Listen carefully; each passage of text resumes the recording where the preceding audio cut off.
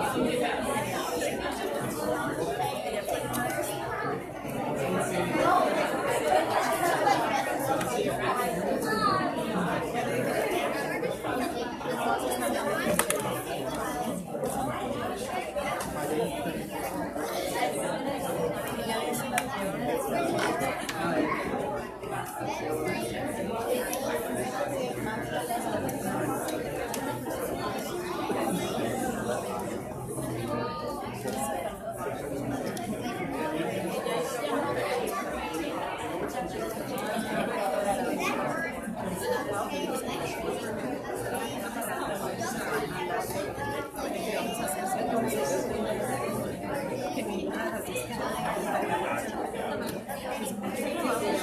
want to move more towards the end here? Or you could... No, this is the perfect place.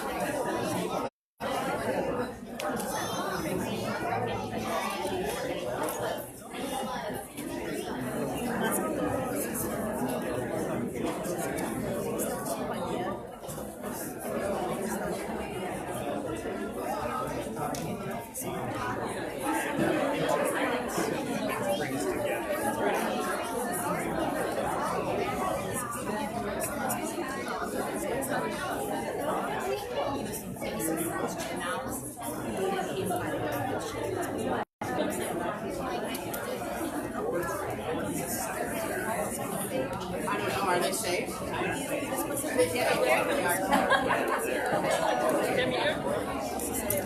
Okay, we're smuggling up for a little bit. Works for me. Until we're going to go get it. Works for me. Julie, I know it is squishy. That means you got to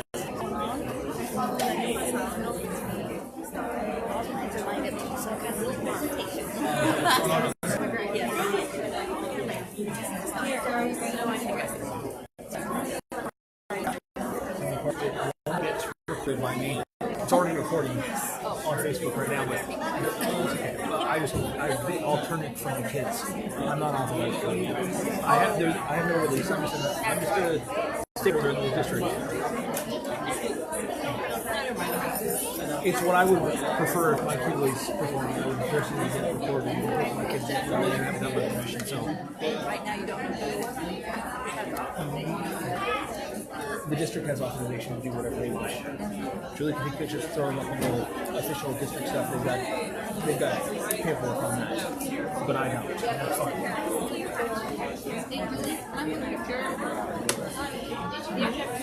No,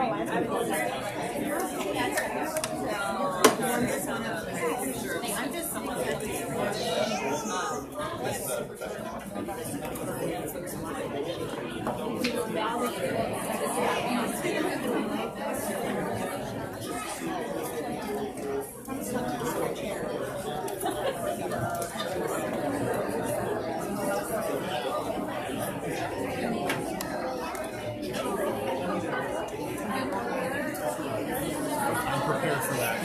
I think I'm prepared for that. the way they make the coffee.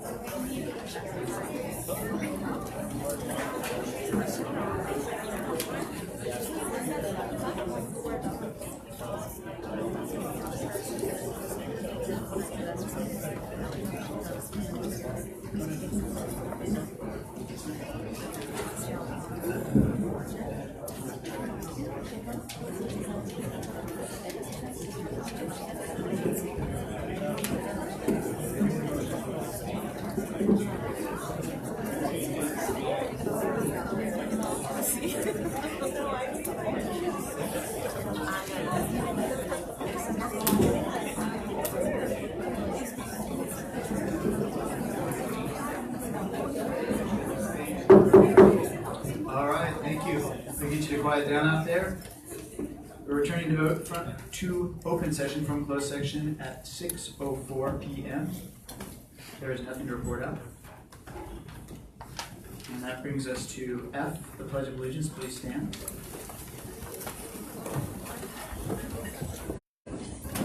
Right hand over your heart. Ready, begin. I pledge allegiance to the flag of the United States of America and to the republic for which it stands, one nation, under God, indivisible, with liberty and justice for all.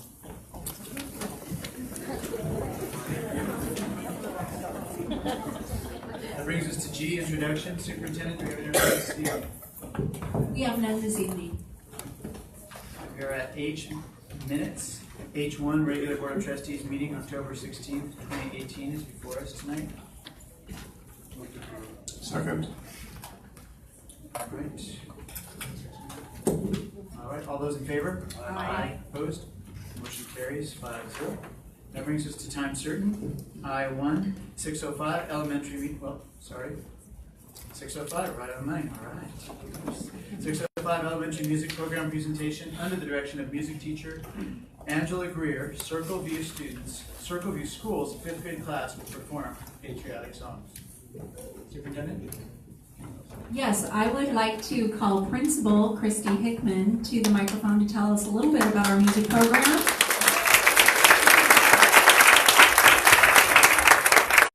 Hi, everybody, what a nice welcome.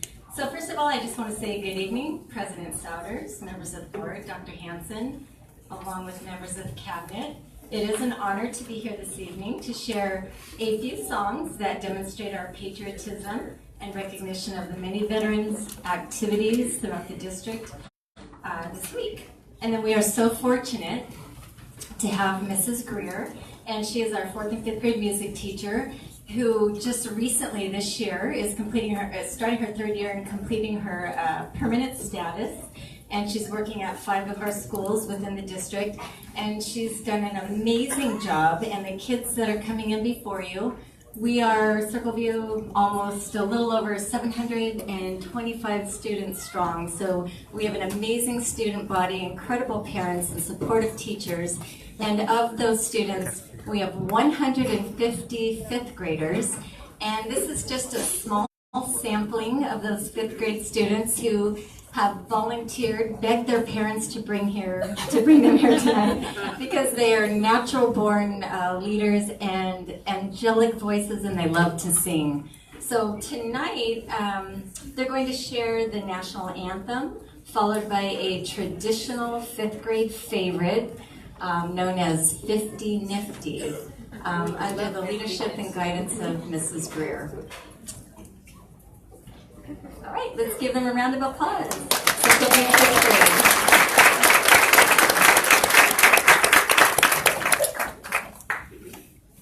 Well, we feel so proud and honored to be here to share music with you tonight. some of the most amazing fifth grade singers in all of Ocean View School District here. We have a lot of joyful times together, and we have been learning some patriotic songs, including our Star Spangled Banner national anthem, which we would like to sing to honor our veterans who are so deserving of our thanks and gratitude.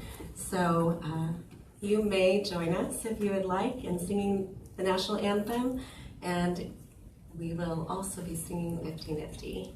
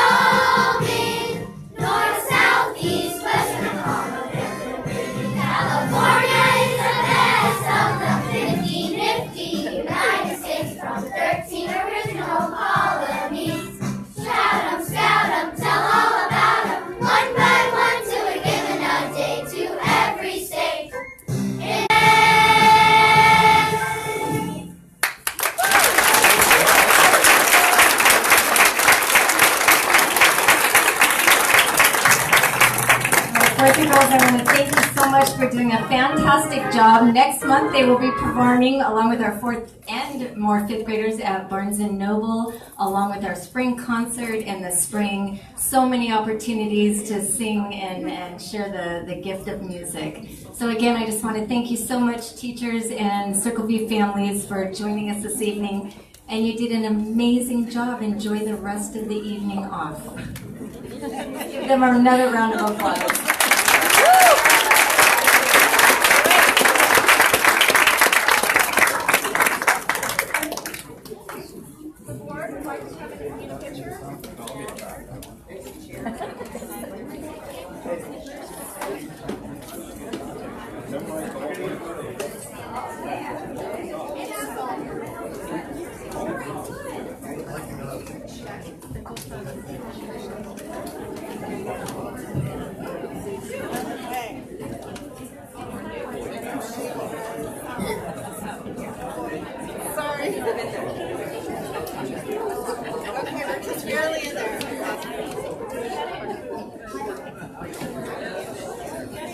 Get in there tight, yeah.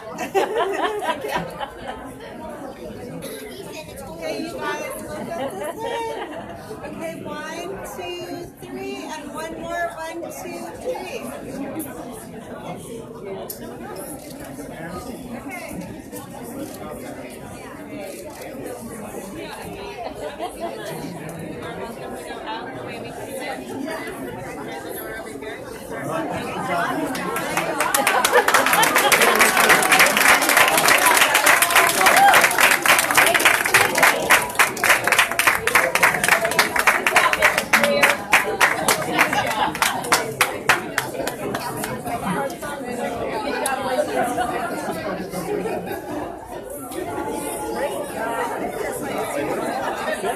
Nice to see you. Nice to see you too.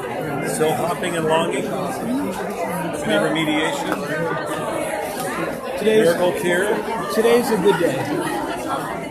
I love your shirt. I like your shirt. We're doing our stairs. I can't get up the neighbor. I can't get my clothes. The stairs are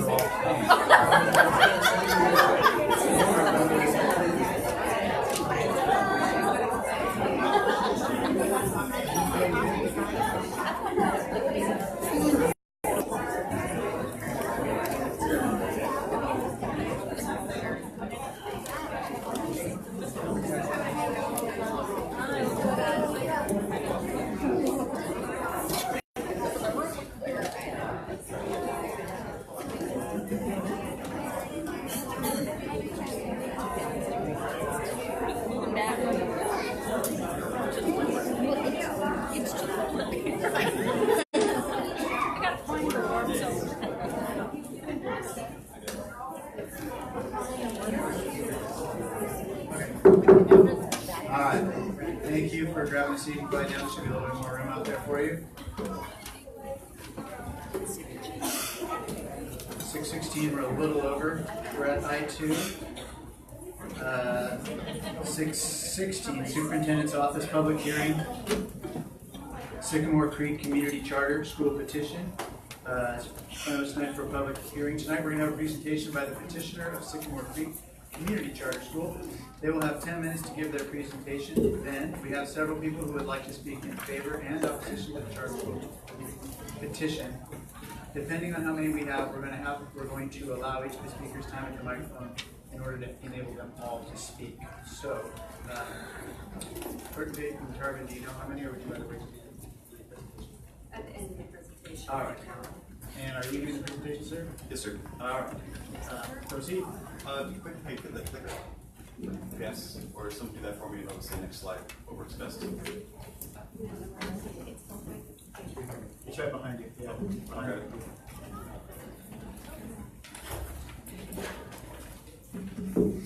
There you go. Perfect. All right, thank you.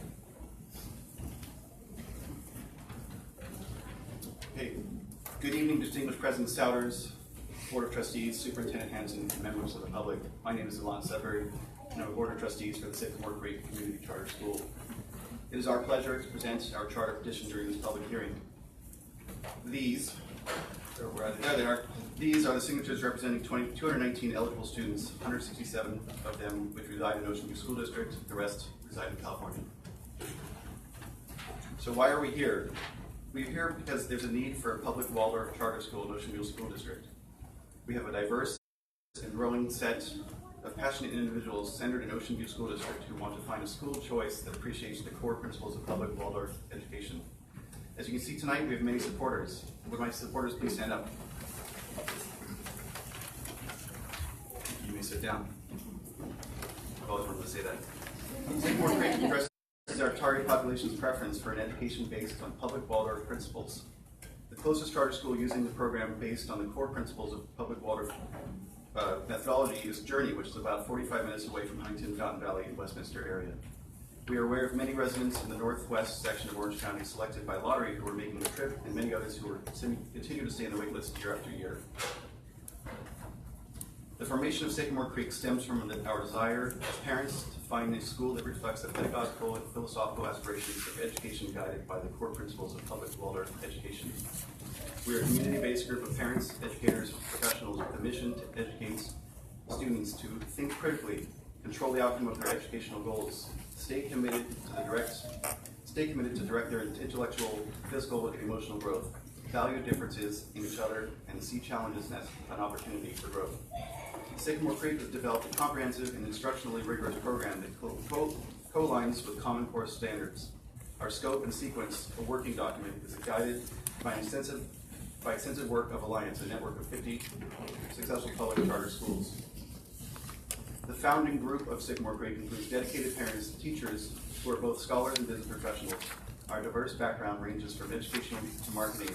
Our unique experiences and abilities provide the necessary tools to ensure the success of Sycamore Creek. We are fortunate to have qualified supporting consultants for our back end of house, accounting, budgetary needs, and legal guidance in all necessary realms. We are part of a more than 50 school national network of charters bringing public Waldorf education to their local communities. One of the primary tenets of our program is to educate the whole child, meeting them at each stage of development. This is often referred to in public Waldorf education as the head, heart, and hands approach. In this illustration, you see the 4 legs of a table which represent the 4 foundational elements. Head, heart, and hands, which stands for the students spend time each week in handwork where they hone their dexterity, use math and spatial skills, and support each other's efforts through peer learning and discourse. Developmentally appropriated, public Waldorf curriculum seeks to meet the child where they are at in all areas of development. And looping, this is a process where the teacher is a guardian and stable authority figure that takes the cohort of students through multiple grades, teaching all core academic subjects. And then art integrated. Art will be thematically linked to academic work, which has positive effects on student achievement and engagement. Our educational framework supports the development of these 9 multiple intelligences, which you can see here: existential, naturalistic, musical, kinesthetic, visual and spatial, mathematics, linguistics, interpersonal, and intrapersonal. The PowerPoint has changed slightly, a little bit on the left side. My apologies for that. The next 3 slides illustrate the way core subjects are integrated. On the right, you'll see an example of a main lesson book page showing students' work from geometry block. For instance, in geometry, students study the geometry of their environment. They play physical games, they use geometrical concepts to illustrate these concepts. The method of teaching allows for students to engage concepts on a deeper level through the use of experiential learning. Music is an integral part of the public Waldorf education, and if I had my flute, I would play it for you. But fortunately for all of you, I do not have my flute today. Students learn to read music and play a variety of instruments, both individually and in chorus. Music teaches important math skills. For example, fractions may be demonstrated through experiential music as whole, half, and quarter notes. One important aspect of interpersonal intelligence occurs through cooperative games and physical activity. The images shown here exemplify students developing multiple skills at once through activities such as handwork, gardening, translating their experience into beautifully illustrated main lesson books. You can see here at the left bottom, the children are walking through a garden. On the right side, they later illustrate their experiences and using handwork, creating little gnomes in the top left. The classroom is an example of an educational setting in a school that follows the principles of public Waldorf education. Note the natural materials, the use of cursive, and the traditional chalkboard. And then there are nature tables that follow the seasons, and they are a cornerstone of the classroom environment. So how do we foster the development of these intelligences in the whole child in the classroom? Through play-based, child-centered, teacher-led, hands-on experience such as gardening, baking, cooking, painting, drawing, singing, movement, storytelling, verse, and rhyme, all of which support a strong foundation for academics, for future academics. Main lesson blocks help students dive deeply into their core subjects while integrating art, music, world languages, writing, critical thinking, and movement. Do you see students benefiting from this type of education? I get a yes for that? Yes. Thank you. Many do. This is why we are here tonight, to highlight a unique educational approach with a strong record of success. We project that our student population will reflect the characteristics of the major demographics of OVSD, and we are committed to maintaining the racial ethnic balance of students that mirrors the general population residing within the OVSD boundaries. Recent community outreach by our founders and volunteers include community workshops canvassing lower income areas within the OVSD and working with the HP Parent Unit to educate parents about their educational choices. As you can see on this table on the screen, the statistics indicate that a rigorous public Waldorf curriculum can co-align with the Common Core, resulting in high academic performance. The yellow highlighted portion is in the table indicates the percentage of 8th graders who met or exceeded expectations for the CASP 2017 for OVSD middle schools, the overall district, county, and state averages, and the only other Waldorf school in Orange County, which is Journey School. Almost 90% of the students at Journey School met or exceeded the ELA standards, while almost 80% of them met or exceeded the Common Core standards in math.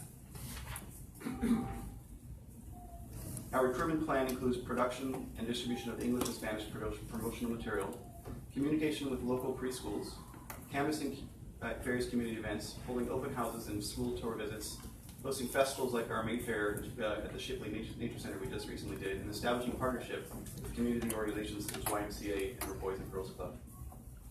President Souders, Board of Trustees, Superintendent Hanson, and members of the public, there is a need for a free public Waldorf charter school in Ocean View School Districts. It is our hope that we'll have the opportunity to open a Sycamore Creek Community Charter School, further enhancing the exceptional education opportunities offered to students of OVSD. We thank you very much for your time and consideration.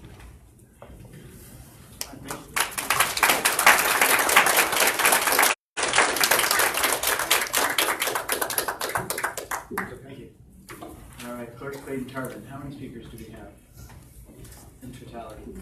I believe we have 37. Okay. So, in the interest of allowing everyone to speak, I would like to entertain a motion to limit the time per speaker to 2 minutes per speaker. So moved. Do we have a second? Second. Okay, all those in favor? Aye. Or sorry, discussion. Any discussion? Mr. Westwell? This is an important topic. I'd like to hear all of the speakers speak for a full 3 minutes. Okay. Any other discussion? Yes. Yes, just we also have a board policy that says that when we're doing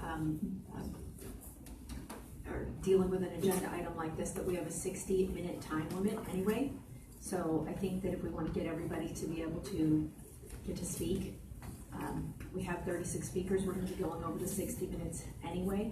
So I would, if we go times, 36 times 3 is way over the 60 minutes. So I'd like to be able to get everybody to be able to speak without having to cut them off after 60 minutes. I concur. Any other discussion? All right, hearing none, we'll go to the vote. All those in favor? Aye. Opposed? Westwell, no. All right, motion carries 4-1. Trustee Westwell, opposition, and we will proceed. Clerk Clayton Tarvin, first speaker. Okay, so let's just hold on 1 minute, please. We're in a public hearing, so you need to open the public hearing, just a point of order. Okay, I will open the public hearing at 6:27. Okay, so we're now going to be having a public hearing. We have cards here. I'm going to be calling the names of the speakers, but at any time, if you wish to speak, you can also come to the microphone if I haven't called you, if you've not turned in a card. That is allowable under the law. We'll begin with Joan Ashley.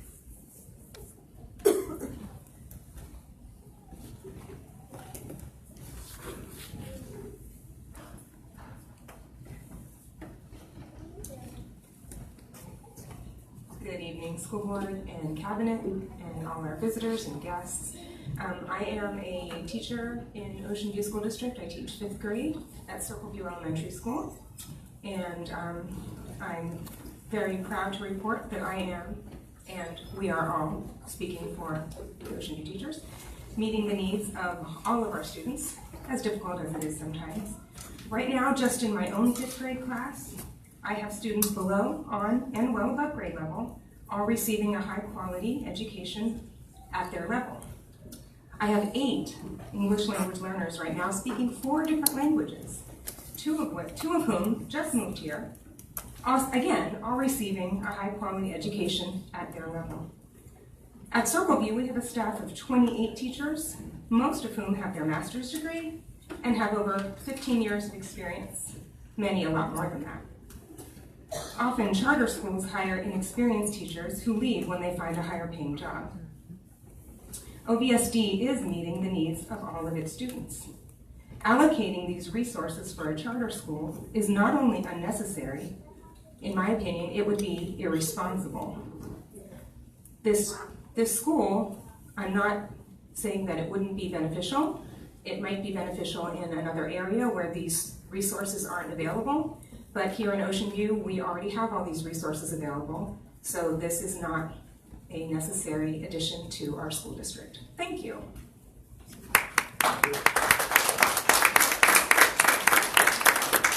Next speaker. Next speaker is Claudia Martinez.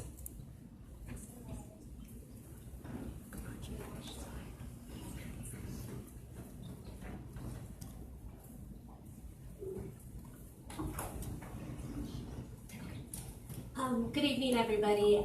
I just wanted to speak a little bit. I have a little bit of experience with charter schools. I currently have 2 kids in the district. I have a middle schooler and I have a kindergartner. So looking at the presentation, sorry, I'm a little nervous. My kindergartner is already receiving all of these, what was presented at Lakeview. We have a STEAM school that's great, project-based learning, critical thinking, music, art. She's doing all of that already. I feel like Ocean View has given parents choices, which is the reason I looked at another option with a charter 4 years ago for my son. It was an Albert Einstein charter. And as a parent, I just feel like the Ocean View School District is a lot more, there's more security for our children. For me, I didn't have that information when I went to charter. I was looking for another option for something different for my son, and I feel the district is providing that now. The district has always supported, or at least now, I would say, has really supported choice for parents, and I love that. So I don't feel it's necessary at all. And I feel like I would just want to tell parents to please educate yourself about charter schools, because there's a lot of things that go with being a charter school. And the security is one of the biggest things for me. I didn't know that, and I hope parents really look into that so they understand the decision they're making for their own kids. And I feel like here at Ocean View, we don't need to make that decision. So I hope that you take that into consideration. Thank you. Thank you. Okay, I'm going to call the next 3 speakers. You can line up. The first one that should speak is Clarissa Mahaffey. Then we have Amanda Mink and Kat McCall.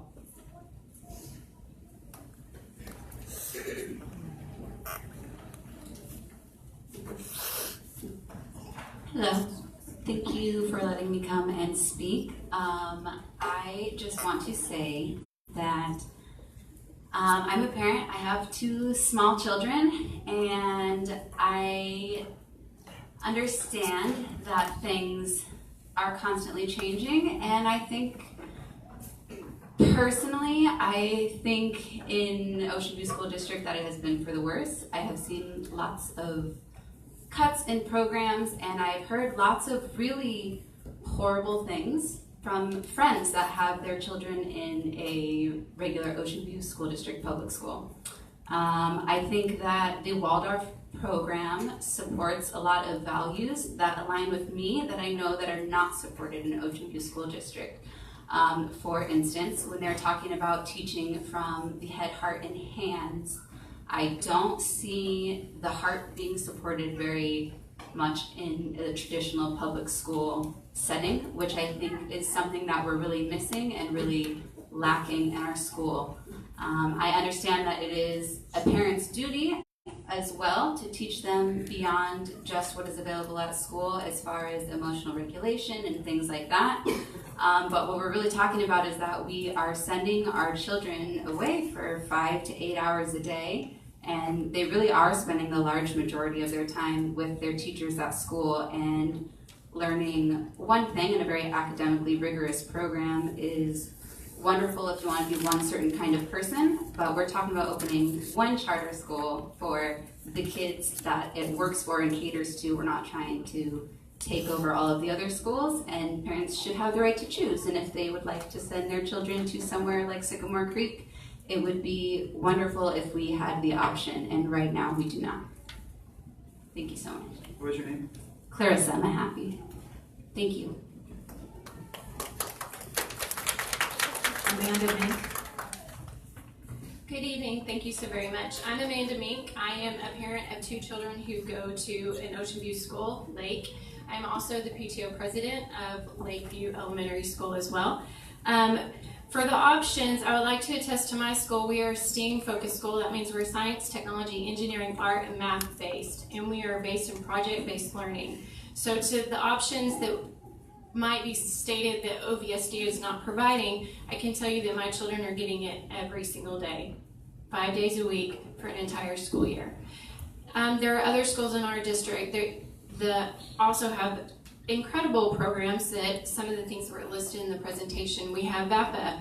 We have a school who is opening up with their environmental science focus. We have a school that is GATE focused. So to say that we don't give parents and children an option, that might have been the case 5 years ago, but we are a very strong district now, and we give a lot of options.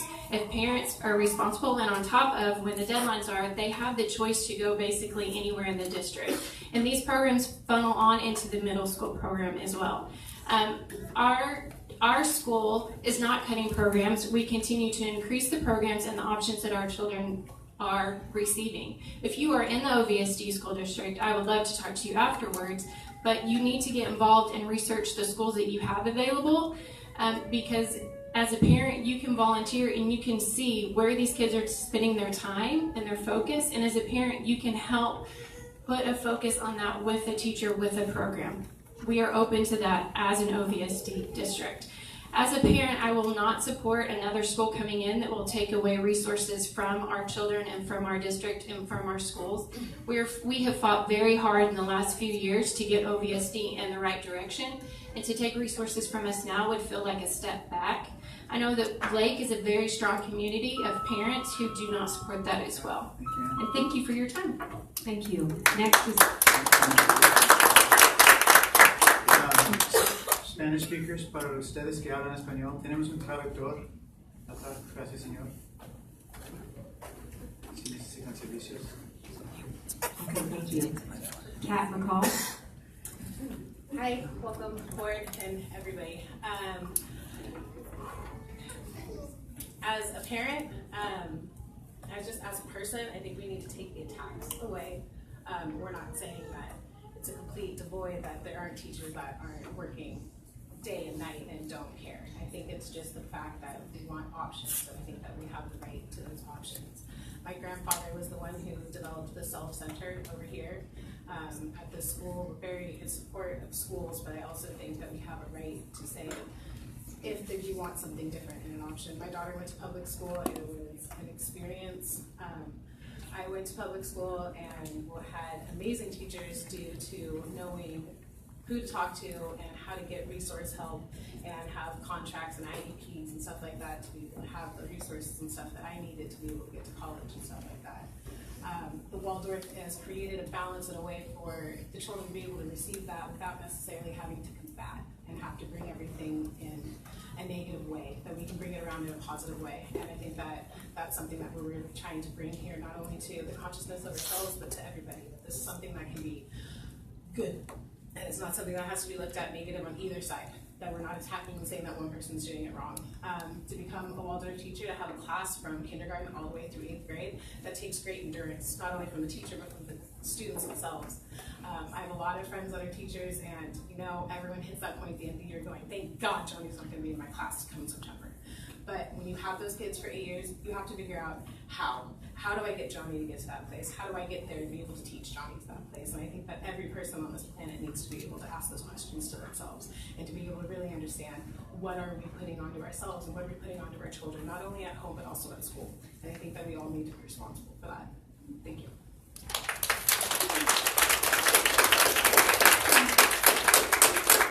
Next three speakers, Marlena Chiarella, Dina Wildfong, Brian Leeper.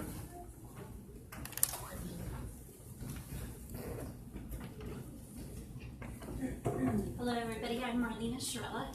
I have a student in middle school here at Vista, and I believe in our students having the best education and parents having an option to choose which school is best for their students. 3 years ago, we took our daughter out of Harborview, which is a great school. Everybody here that goes to Ocean View knows that Harborview is a great school.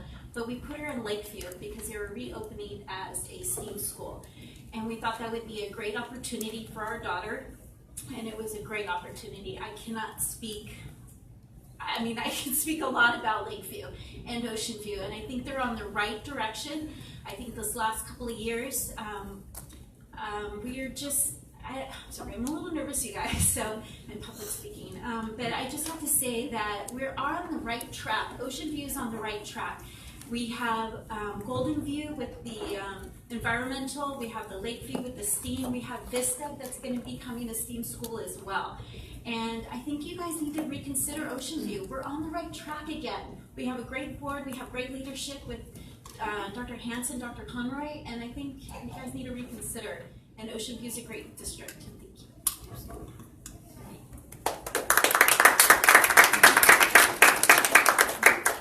Thank you, board, for allowing us to talk tonight.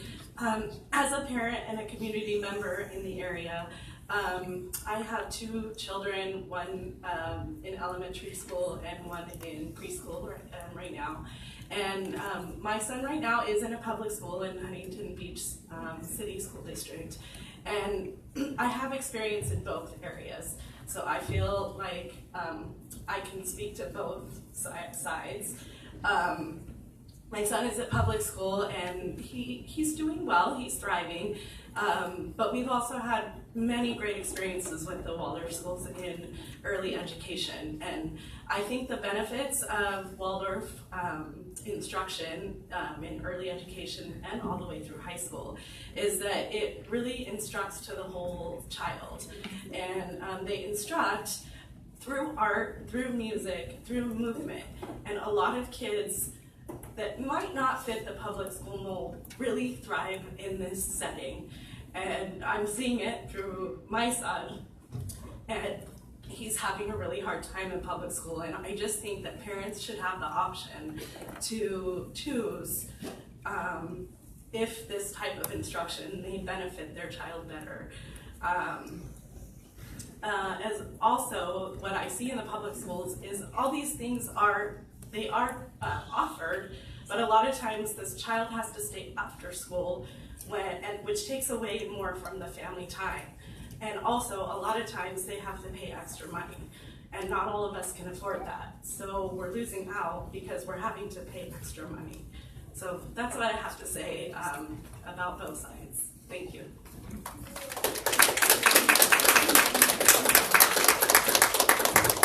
Good evening, President Souders, Board of Trustees, Superintendent Hanson. My name is Brian Leeper. I'm the Ocean View Teachers Association's bargaining chair, former parent of students that went to the district, and an adapted PE teacher for the district. So I'm very fortunate. I travel to 11 schools a week, and I get to see comprehensively with my own eyes what happens at all of our schools.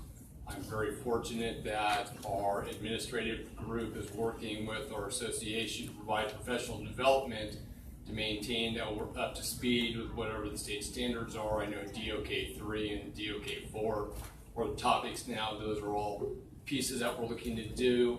Many people have talked about different programs. I go to the preschool program. I think developmentally, what they offer at the school is, what's embedded in their curriculum. They've all been trained through their educational process. Somebody already talked that a lot of our teachers go through extensive education to get there. They have their master's degree. They do their job for an extended period of time, and they're very knowledgeable in the area. We've got Valley schools. We've got Golden View, who's got their agriculture school that's coming on board. Westmont is also going to be the Valley school that's going on as well. Our middle school programs are all developing their own curriculum and their own programs to attract people. If you're in the boundaries of the district, you have options to select the school you want to go to. If you feel that Lakeview serves your students' learning style better and the STEAM approach is what you like to have, that option's right there for you. If that's not what you want, if you have other schools that you're interested in, like the Golden View, those are there as well. And I'm very proud of what's gone on with our board. Thankfully, November's come to a conclusion, and we're going to see some familiar faces moving forward, and that we're all going to be able to work together. Thank you very much for your time.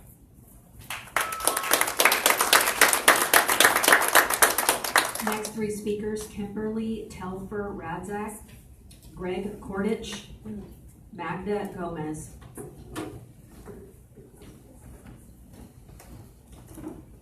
Hi, my name is Kimberly. I am a Waldorf teacher with over 20 years of experience at the Waldorf School of Orange County. I also hold a California teaching credential and an educational therapist certificate.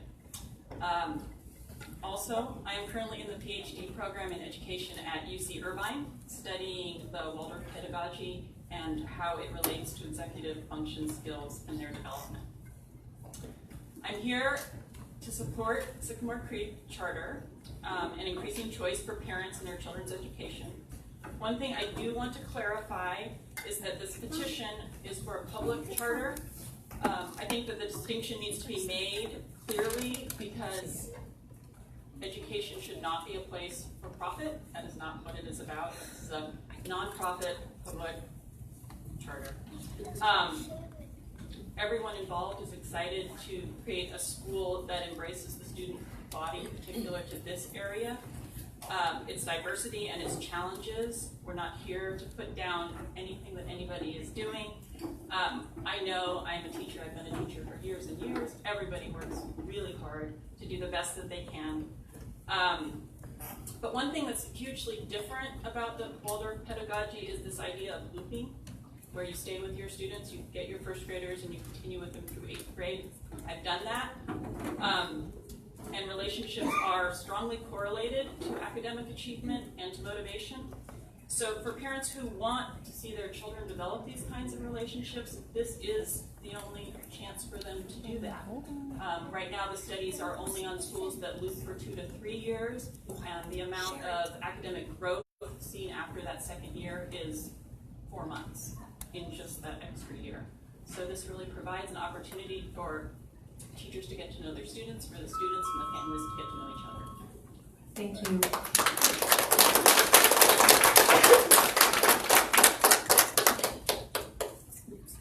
Good evening all. My name is Greg Kordich, and I speak in favor of public education and the OVSD. When outside for-profit corporations invades to compete with a school district, its intent is to feed at the public trough, siphon off funds and resources, which undermines the education of children. Private corporations, for profit motives, downgrade and depress teachers and administration's wages and benefits, which hurts the children who are the future of the city, county, and state. Those profits should not go to private corporations, but instead to the children for their education. These for-profits are a cancer that will infect and affect the children and the community. Thank you very much.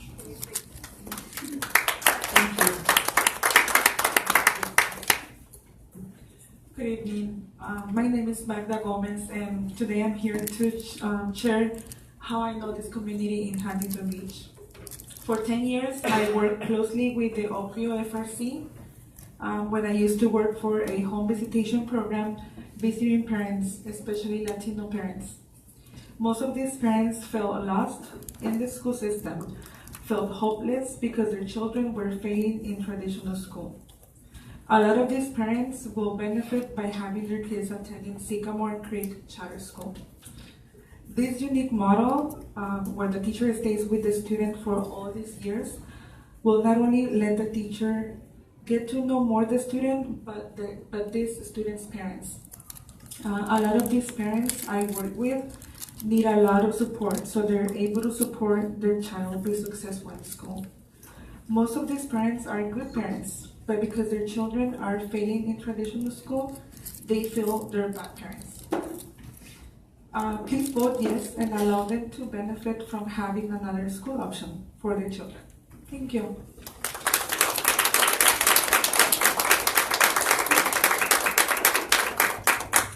Layla Thorne, Jason Bozarth, Tim Walter.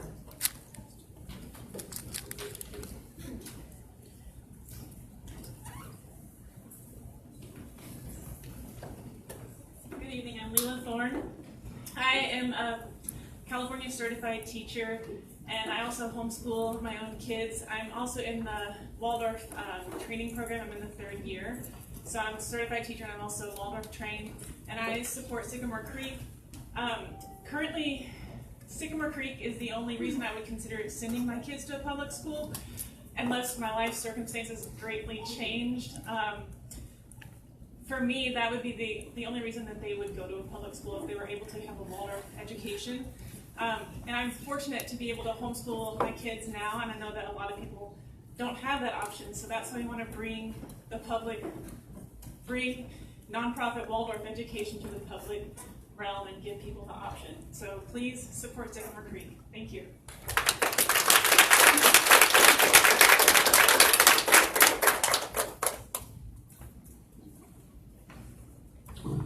Good evening. My name is Jason Bozarth, and I am speaking to you as a concerned employee of this district and the president of our classified chapter. It seems that once again Sycamore is making another attempt to establish a charter school in our district. Now, if this were a district that was in distress, then I could see the potential need. But we are one of the best districts in California, and we have the accolades to prove it. Our curriculum is not some aged, stagnant dinosaur from decades past. It is a rich, vibrant, and adaptive body that is changing to meet the needs of our changing community. We have new programs all the time, and our facilities are receiving major upgrades that will bring them up to the highest standards in Orange County. I ask one simple question: where do we need this? And the answer is that we don't. People talk about choice, but our district is directly accountable to its community, while the charter school is not. Their board is selected, appointed, not elected, which means they do not answer directly to the community that they serve. We have the programs, we have the facilities, and we have the staff to serve the needs of this community. Any talk to the contrary is simply not true.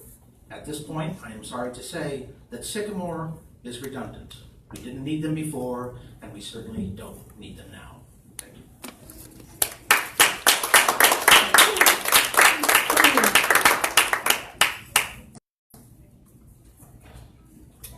Hello, my name is Tim Walter. I am a parent of 2 beautiful little children. The first year my son went to kindergarten at Lakeview. I've grown up in the Ocean View School District my whole life.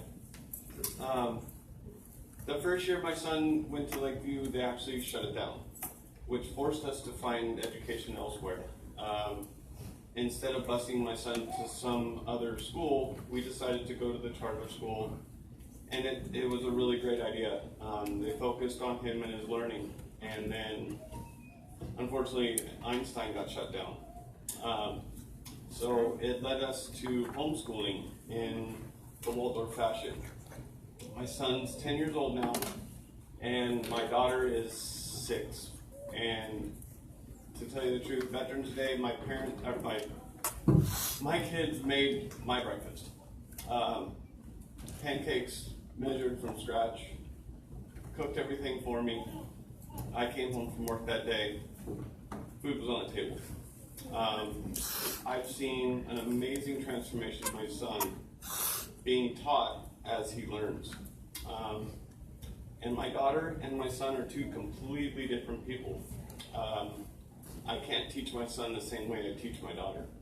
And in the public school setting, unfortunately, that's the way they're seen. My son was kind of forgotten in kindergarten. He'd show up from school and I'd ask him every day, what did you learn? And he really couldn't tell me. And it's because he was the boy that sat and listened, but didn't engage.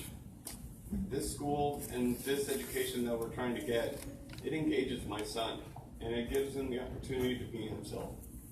And that's what I ask, is let these kids able to be themselves. Thank you.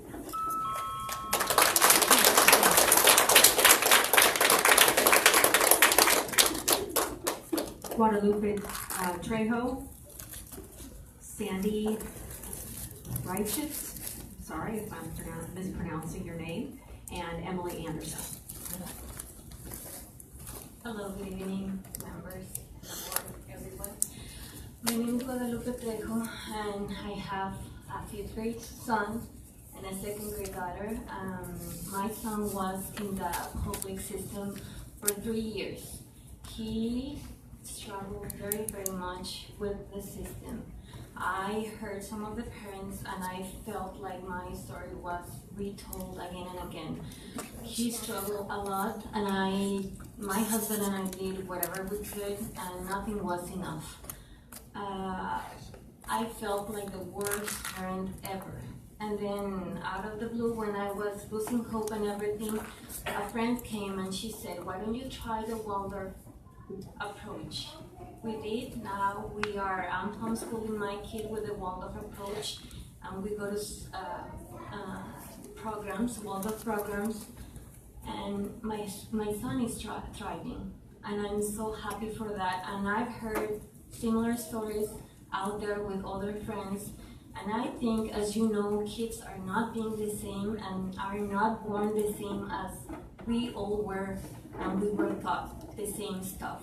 Kids they come in different packages, and I think they should teach the whole spirit, the whole kid, because that's what we need. If we want responsible, happy human beings in this country, we need to do something about it. And we are here to speak in favor of Sycamore Creek. And I ask you, if you spend one day, you members of the board, one day in a Waldorf school, in a Waldorf setting, you will see the difference from the regular school system. And we don't want to take funds to enriching ourselves. It's for the kids, for our kids.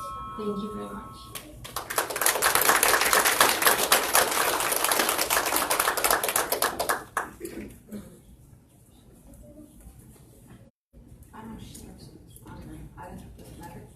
I called Sandy Radjic.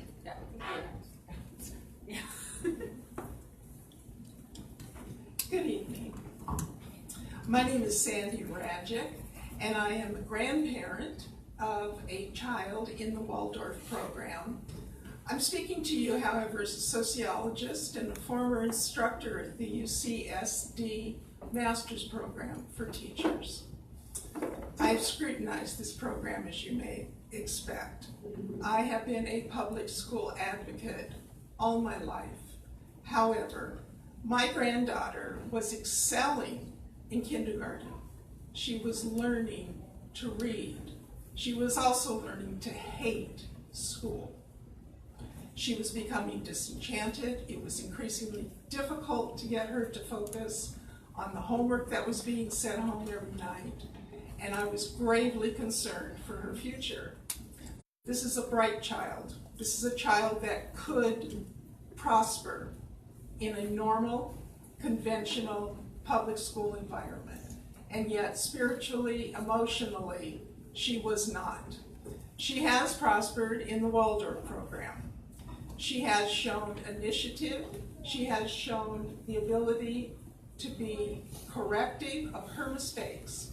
And what I see among the parents and the students is a community committed to vision for their children and a sense of destiny for each one of them. I find, as a sociologist, that our world is changing in rapidly unpredictable ways. The economy is changing in rapidly unpredictable ways. And I find that the ability that is being instilled in these students to take charge of their lives and to think creatively will probably serve them better in the economy to come. Thank you.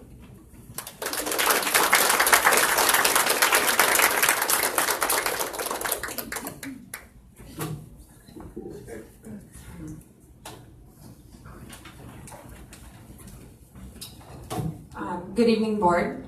Trustee Briscoe, Souders, and Singer. Congrats. Just to say that. I come here not as an expert of charters, but as a parent and someone who has worked in schools for a number of years and a regular attendant of OVSD meetings. I am a newer teacher. I currently just substitute in various districts. And first of all, my biggest problem with charters is that they do not have oversight or control of their budgeting. They set their own budgets, and to my understanding, they do not or could refuse to share their budget with their school district that they are operating in. Our school currently has a balanced budget. For the first time in a while, our budget is good, and we have a small surplus. Something as a parent I want to see stay as it is. Shh, stand here. Another contention I have with the charter system is that they do not have their own specialists, to my understanding many, such as school psychologists, speech pathologists, behavioral specialists, and if they have children with special needs, they take their services from the district that they run in. So now, my children and so I just run up here, some of which who do have needs that they see, such as speech, occupational, my daughter saw, those services would be taken possibly by the charter schools away from them. Now, I will say our Golden View houses their environmental program. That was not, which is not stated. Our schools already teach many soft skills, as you would call them, such as pottery, art, baking, painting. My daughter's class, in fact, at Oakview, is going to Shipley Nature Center on the 26th. My third grader is a completely different child from kinder to now. I've always asked her about her day, and now I finally get a detailed response. She's doing amazing. Her former principal, Mrs. Carrie Haskin, is actually sitting. Buenas tardes. My name is Erika Santa Cruz. Board members, thank you for this time. My parents came here as immigrants to give my sisters and I a better life. That includes education, because if you're not educated, then how can you help in society? As a parent, a mother to 4 children, I did the homeschooling thing, and just not my thing. And luckily I was able to find this wonderful group of parents and family members and this wonderful program of Waldorf that I just kind of fell into. And my children thrive in it. And they learn so many things, and they come home happy, and they're willing to share, and they sing to me all the time, and they're playing music, and I'm like, I have no idea where this is coming from. I want a choice for my children. My choice as a parent to say, this is the education that I want for my children. Not to say, this is your school, this is where you send your kid. I have no problems with public school. I went to a public school, I went to a private school, I've been there, I've seen both worlds. But what I want for my children is a whole approach to who they are as a person. And that's what Sycamore Creek is going to bring to my children. Our family really appreciates the Waldorf education's commitment to foreign language, music, art, all of that, which is a big part of my children's lives. and I want that to continue to be a part of their lives. Please vote yes to supporting Sycamore Creek. Thank you.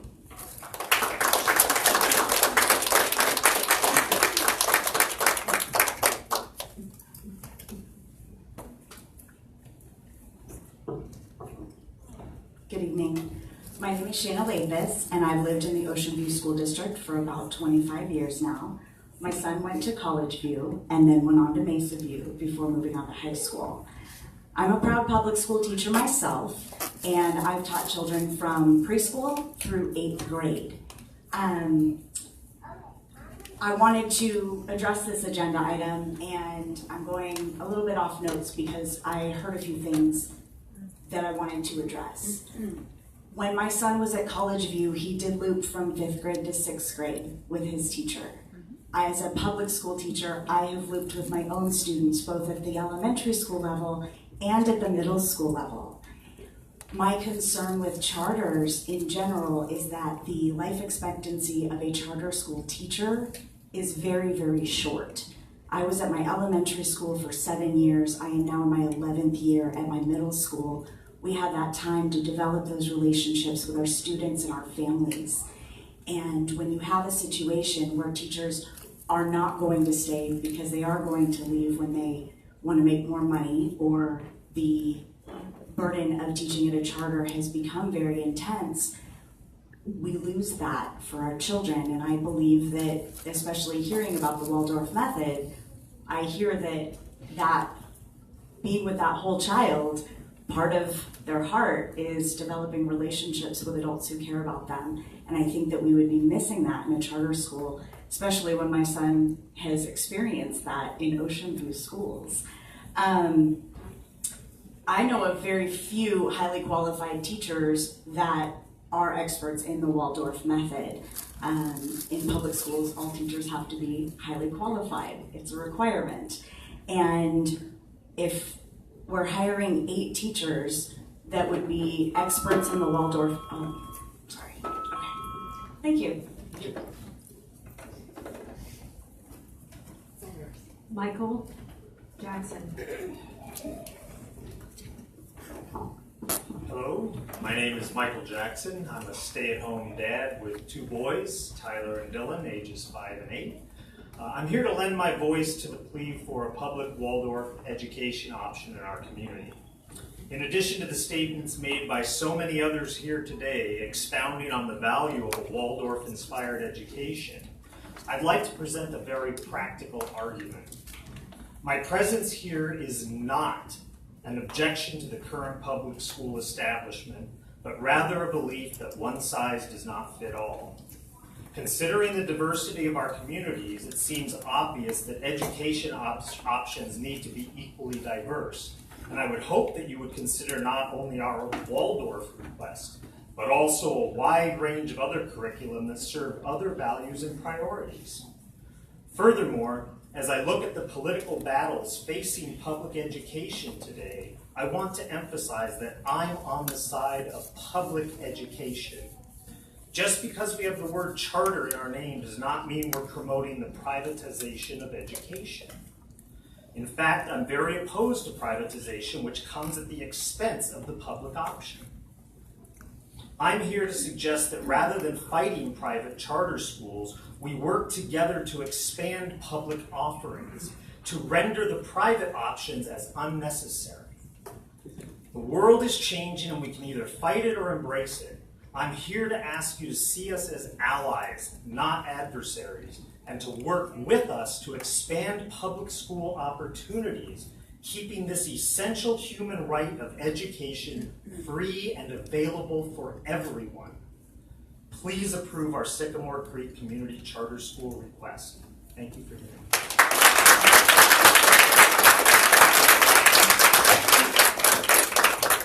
Juliet Santa Cruz, Pamela Shrub, Sherry Madrano.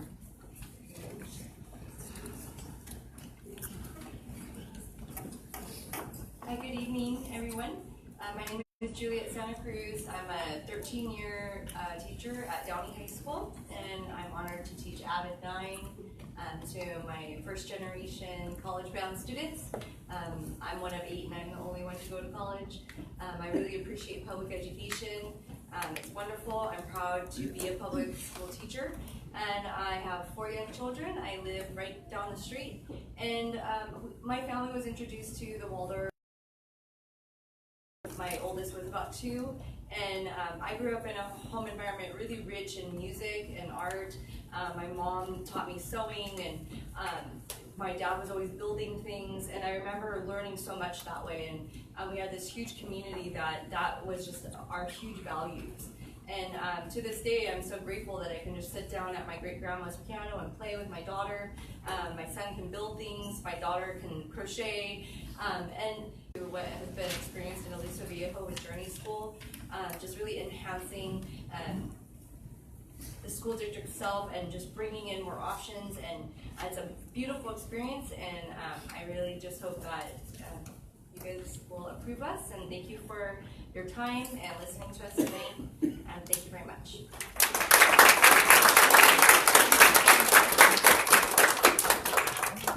Good evening, President Souders, trustees, cabinet, Superintendent Hansen. I'd like to speak on my opposition to charter schools. I am a 23rd year veterans teacher in Ocean View School District at Harborview. I read some of the charter schools' day of the life in a 4th grader, and I teach 4th grade, and it raised many concerns. So I'd like to share a day of the life in my 4th graders. We entered class this morning as I greeted my students, and each child was welcomed with a smile on my face by their first name.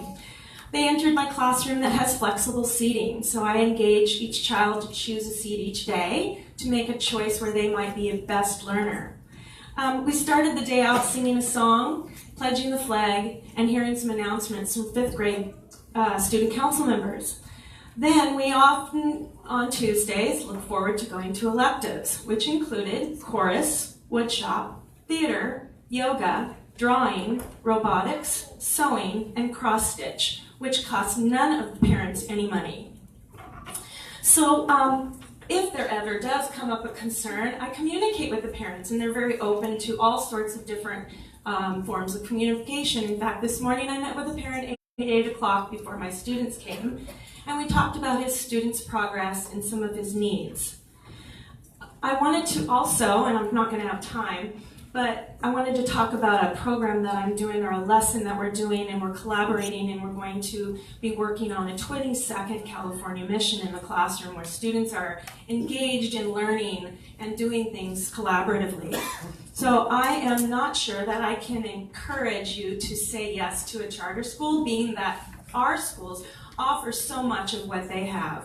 And I'm concerned that Sycamore Academy will fail many children and not meet their expectations with the lack of funds. Thank you.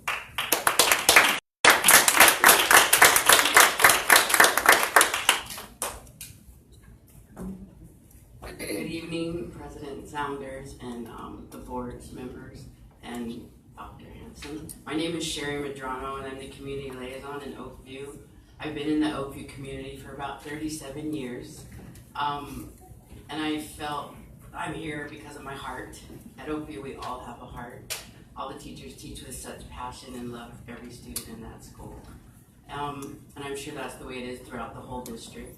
I would like to share tonight because I have some concerns that our community weren't well aware of what they were being asked by the charter school. I've had a few parents come and speak with me, and would have liked to come tonight, where we're kind of felt like they maybe were doing the wrong thing by talking to the charter school. I'm feeling that they were taken advantage a little bit by the way they were approached. I have some parents that were told to sign a doc that don't even know how to read, and but they did see that the form was filled out for them, and they did see Oakview. She recognized Oakview at the bottom, which was where your student attended, so she signed it thinking they were from Oakview. I also spoke with a father who was told that it was basically a reading program and it was going to be held after school. So I feel like the person that maybe were talking to our parents weren't informing them properly of what the school was all about. These raise concerns to me. I didn't plan on coming tonight, that's why I have nothing written, but I felt that I needed to give a voice to our parents. They did not understand some of the things that they were told. They thought there was just extracurricular activities that were going to be brought to the community. One was told that they were signing a petition to gather, sorry, I think that's my time, but thank you for listening, and I appreciate the time.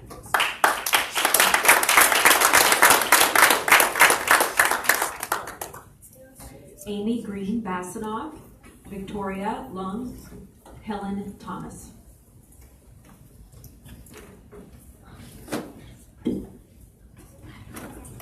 Good evening, President Souders, Board of Trustees, and Superintendent Hanson. I am Amy Green Bassanoff. I trained to be a single subject social studies teacher. I have a history degree. And then I fell in love with Waldorf education. I have been working on SCCCS for just over 3 years now. In the meantime, I have enrolled my son in the local private Waldorf school of Orange County.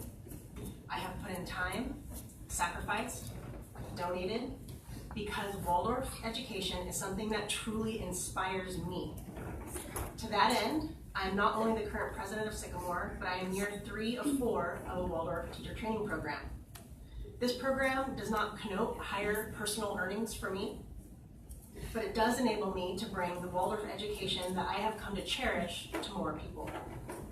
I want to help empower the community with access to a tuition-free, nonprofit, free public education via the Charter Schools Act of 1992, specifically Section E, provide parents and pupils with expanded choices in types of educational opportunities that are available within the public school system. Although our presentation didn't allow for the details, I would just like to note that we do have a plan for students who are academically both high and low achieving, ELL students, students with disabilities, as well as extensive methods of assessment. I want to thank you for our time and careful consideration. I implore you to vote yes for Sycamore Creek. Thank you.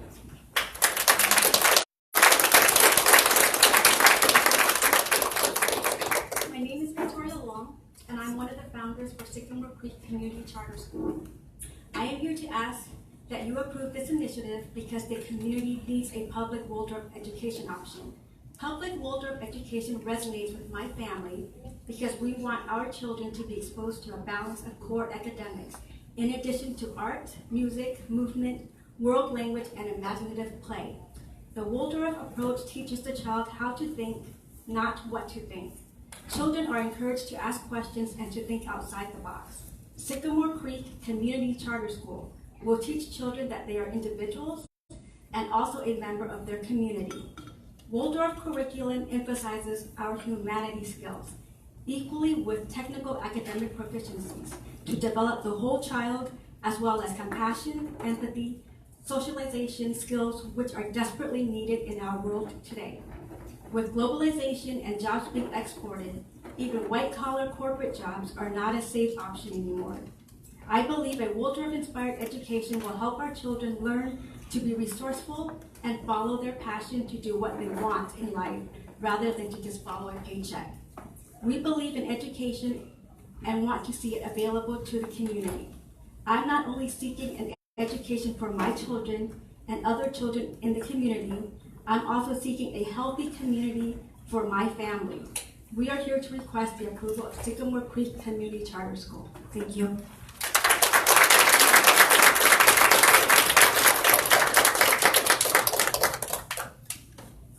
Good evening, school board, cabinet, community members.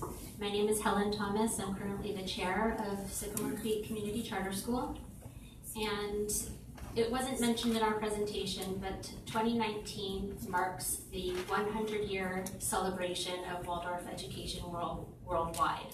We are very proud of this as a community, and we are looking to celebrate that with the nearly 1,000 Waldorf, both private and public, throughout the world.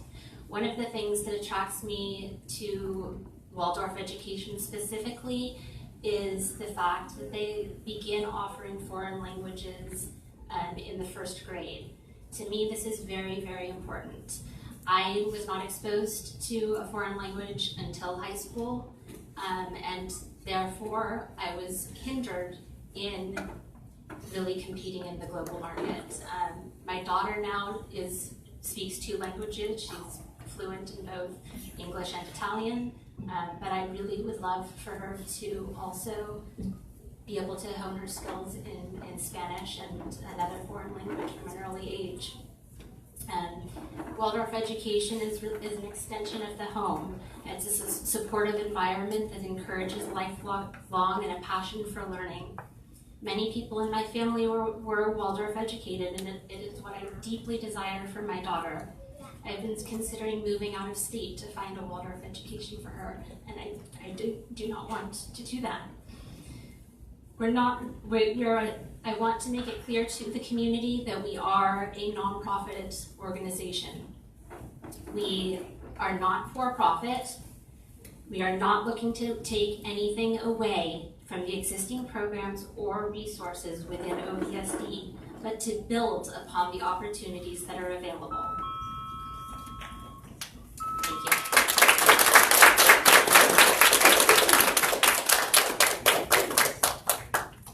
Alicia Walker, Elizabeth Polly D'Amato, and Peter Westerhofer. Good evening, my name is Alicia Walker. I come before you as a mother, and just like many other parents here today, and educators and members of our community.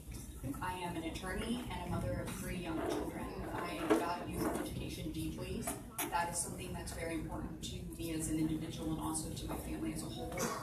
We were introduced to Waldorf education through the principals in early childhood and early childhood development. My children were able to go to a preschool that followed those principles along with Reggio, and then we were left at a crossroad with what do we do now.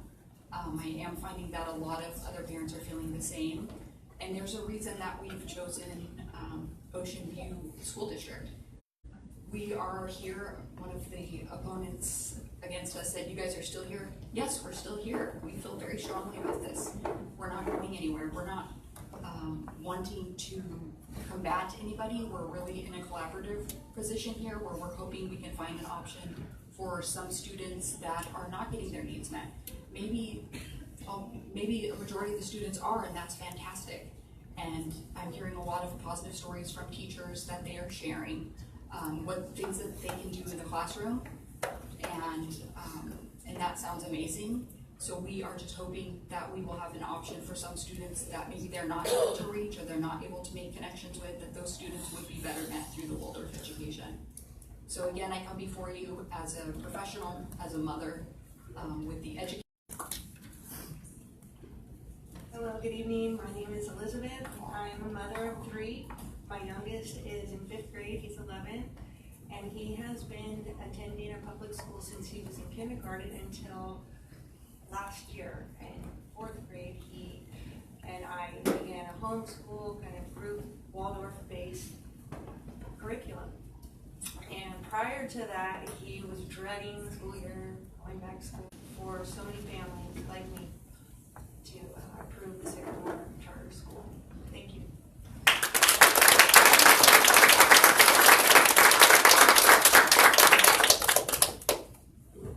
Good evening. My name is Peter Westenhofer, and I'm a parent. I'm here to ask for your support of Sycamore Creek.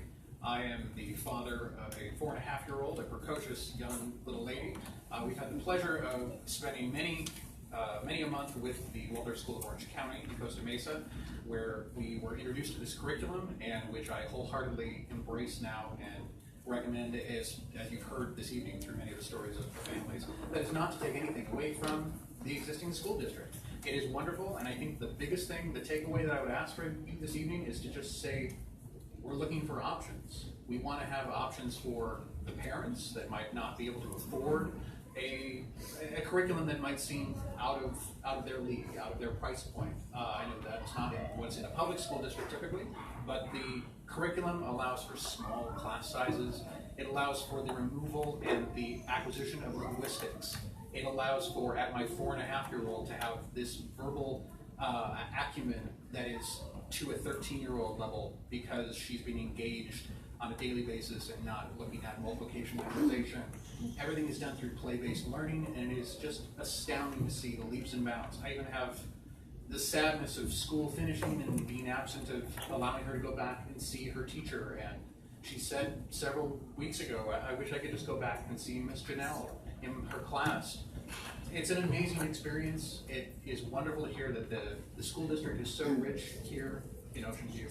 And I would wholeheartedly recommend the support of Sycamore Creek as another option to your wonderful district. Thank you.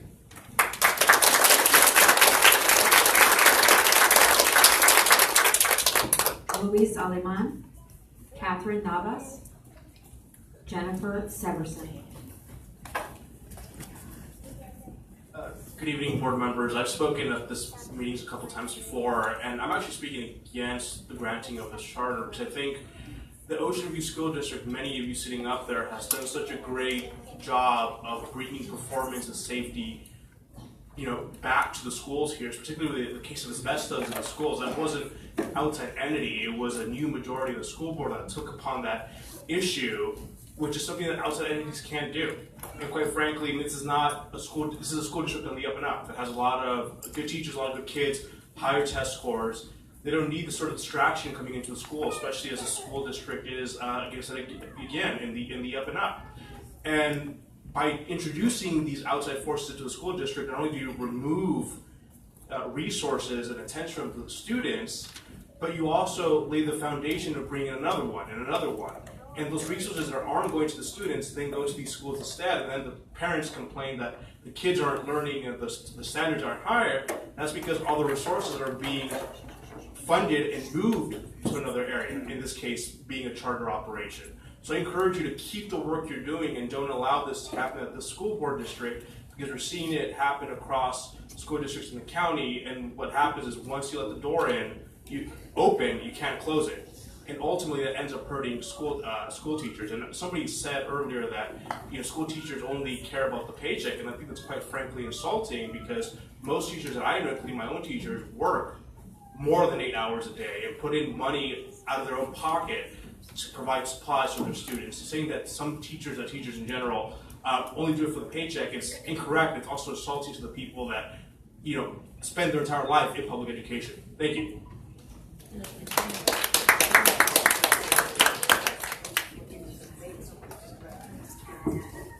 Hi, good evening. My name is Catherine Navas. I am a public school teacher in Costa Mesa High School and Middle School. I've taught grades 7 through 12. I have 3 children, 2 of which are in elementary school, 1 is 3. I'm here because I have been searching for Waldorf education since my daughter was in kindergarten, and she's now in 3rd grade. I have been on the Journey wait list for kindergarten, 1st, 2nd, and 3rd grade.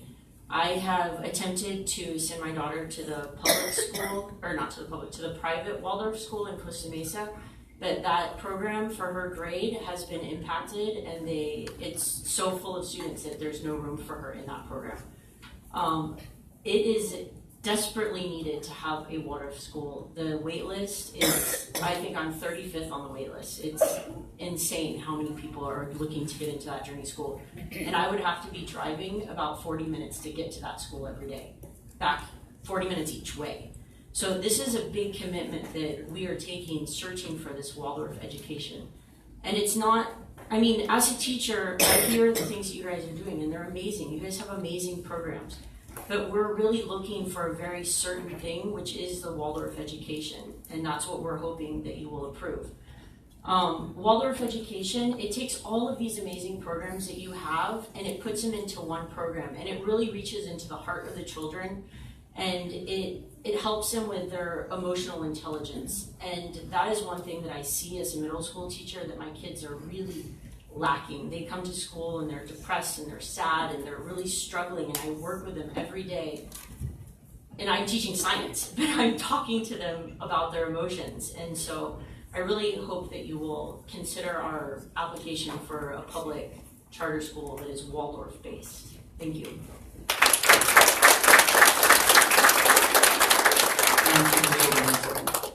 We've reached the 60-minute time limit as per our board bylaws that we're allowed to entertain discussion. I would like to make a motion to continue discussion until we finish up with the remaining speakers. I believe there's about 7 in totality left. Second. All right, we have a second. Any discussion?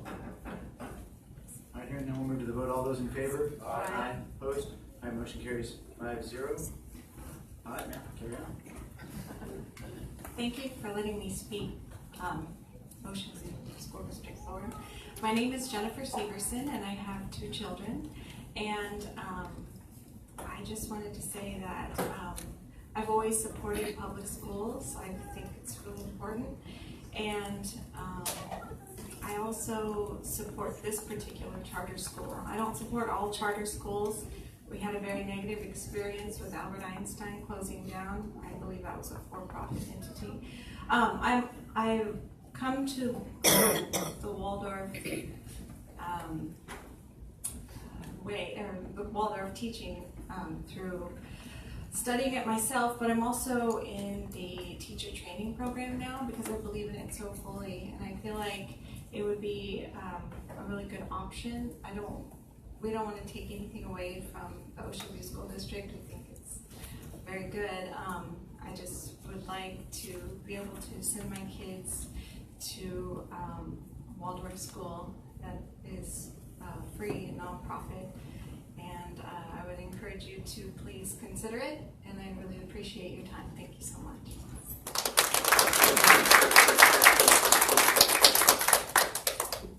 Carol Ann Rayhan Soltz, Rachel Patusik, Alicia Deaso, and Victor Valladares. Hi, my name is Carol Ann.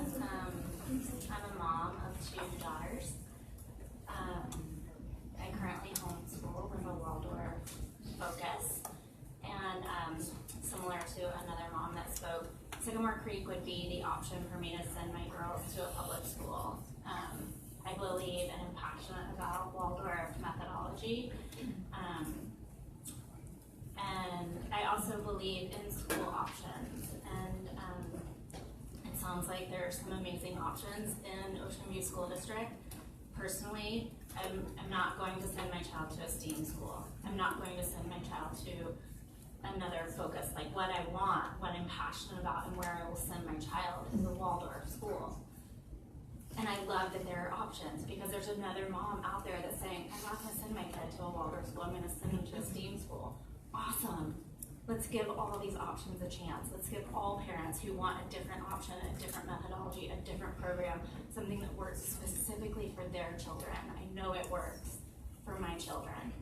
It may not work for every child, but I'm asking you to vote yes for this school choice for Ocean View School District. Thank you.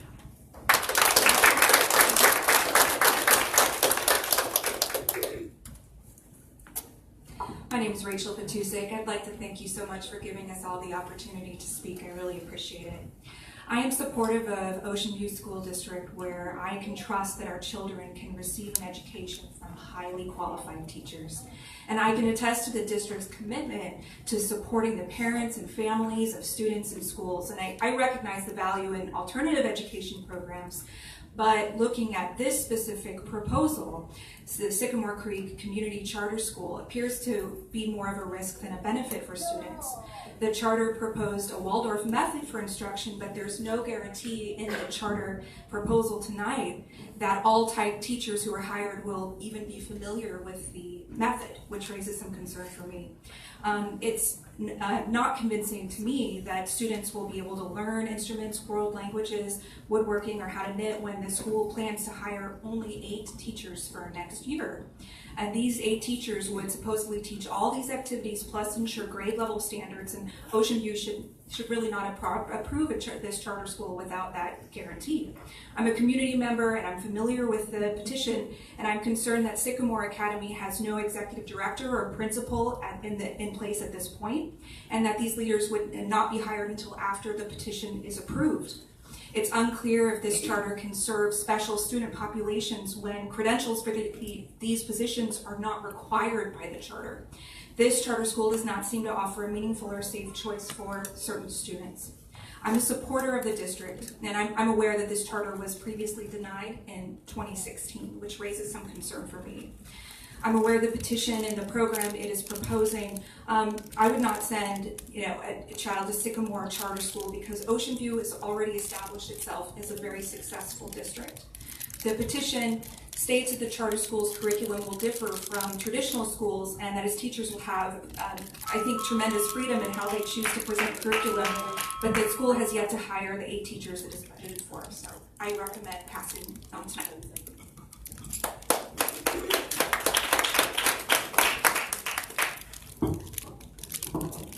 Hi, my name is Alicia DeAsso, and I come to you speaking as a California credential teacher. I've been in public schools across Orange County for the last 15 plus years. I'm also a parent, and I'm in the Waldorf teacher training program at Waldorf School of Orange County. My major advocacy for the Waldorf School is having seen over the course of my career a decline in mental health amongst many of my students that were entering the primary grades. I predominantly taught first grade. The lack of a real kindergarten experience that probably many of the board members here had with lots of fantastic imaginative play experiences now being reduced to a lot of electronics in hand. So I brought to you today a couple of outcomes from the SCOPE report, which was conducted by Stanford University. At my heart, I am a researcher, educator, a lifelong learner, and so some of the outcomes of the report were that they studied, let me just backtrack, a public Waldorf charter school in Sacramento by the name of Alice Burney Elementary School. And they found in their study that just after a few years of the school's inception, the suspension rate for African American and Latino students was 10 times lower than the district-wide suspension rate. Also, the ELA and mathematics scores within 2 years of the school's inception were up by 8 percentile rank points. Also, the graduates of the school, the Waldorf School, went on to have higher articulation out of high school than the Hawaii district at large. So those are just a few of the quantitative things.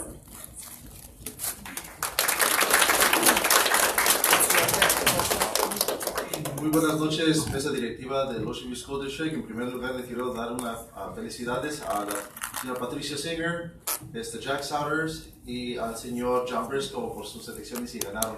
En primer lugar, ahorita estoy aquí para dirigir a todas las personas de nuestra comunidad de Oakview. Yo soy un residente, un padre y un activista de la comunidad de Oakview. Hace ratito escuchamos el testimonio de nuestra liaison, Sharon Medrano, que realmente me hizo enojar muchísimo. Y este mensaje se lo estoy dirigiendo a todos los residentes de la comunidad de Oakview. Esta escuela charter, Sycamore Creek, intencionalmente hizo una plan coordinada específicamente para mentir a los residentes de nuestra comunidad. Aquí están todos, no todos, la mayoría, pero las personas que están aquí en verde. Esta escuela fue y le mintió a los residentes de las oportunidades y no les explicó directamente, específicamente qué significa firmando esa petición. Directamente es un ataque a nuestra escuela, es un ataque directamente al liderazgo de aquí, de la mesa directiva del Ocean View School District. Nuestra escuela, nuestro distrito ha hecho un trabajo fenomenal desde el 2014-2015 con Rainbow Environmental. Todos están hablando de opciones, siempre tenemos muchísimas opciones. Tenemos las escuelas tenemos un GATE program en Circleview, en Maceview, música en todas las escuelas, Performing Arts en Marine View, VAPA en Westmont, STEAM en Lakeview, ciencias ambientales en Golden View y programas gratis de de noche. Por favor, voten no. Gracias.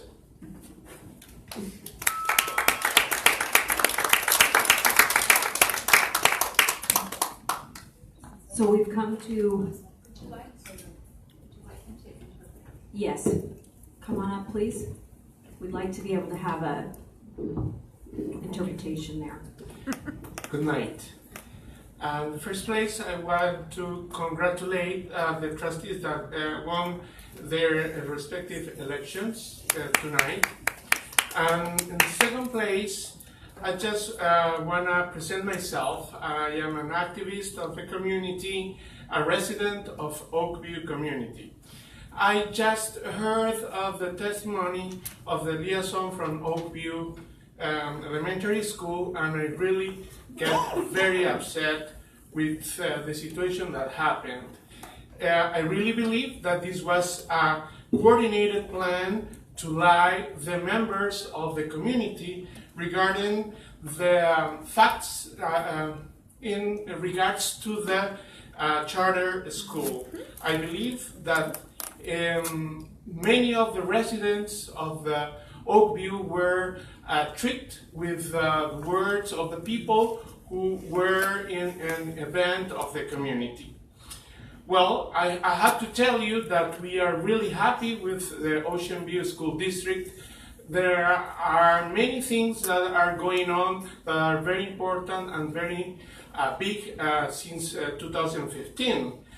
We could see that the school district is working towards the enhancement of the education for our children. Just we need to see how some schools like Mesa View with the GATE program, the Golden View with the environmental and science program, and Lakeview with the STEAM program are part of this great effort that the school district is doing in order to enhance the education of our kids. Thank you. Thank you.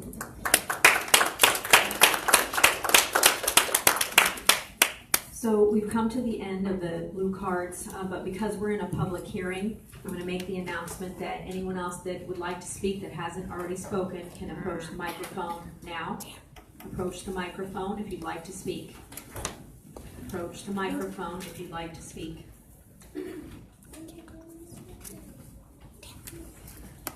Hi, I'm Margaret Friedman. I am the Ocean View Teachers Association president, and I would like to speak in not granting the petition for the charter school. I live in Costa Mesa, and I have friends who teach at the Orange County Charter School, and it is an amazing school with an amazing environment, and it's very, very specialized. It is not the kind of program that really leads itself to public education because it is not sustainable in the public education setting. It is what it is extremely specialized, and it is not going to meet the needs of all the students that would come into the program. And the Orange County Waldorf School, when I researched it last year, when many of you fine people were here 2 years ago, the tuition is $16,000, and it is very sustainable at that. Well, in public education, we cannot, we do not get $16,000 per student to educate our kids, and so we can't maintain the extremely low class sizes that the Waldorf School provides. And it seems sustainable through homeschooling because it can happen in the houses. I also have taught at Oakview Elementary for 17 years, and I was extremely surprised to see that most of the petitioners that signed the petition so that we would have to provide a facility through Proposition 39 came from the Oakview community. Mm-hmm. That didn't bode well with me because these are families where their students are not participating into it. I also feel that it will be highly competitive to get in to the charter school.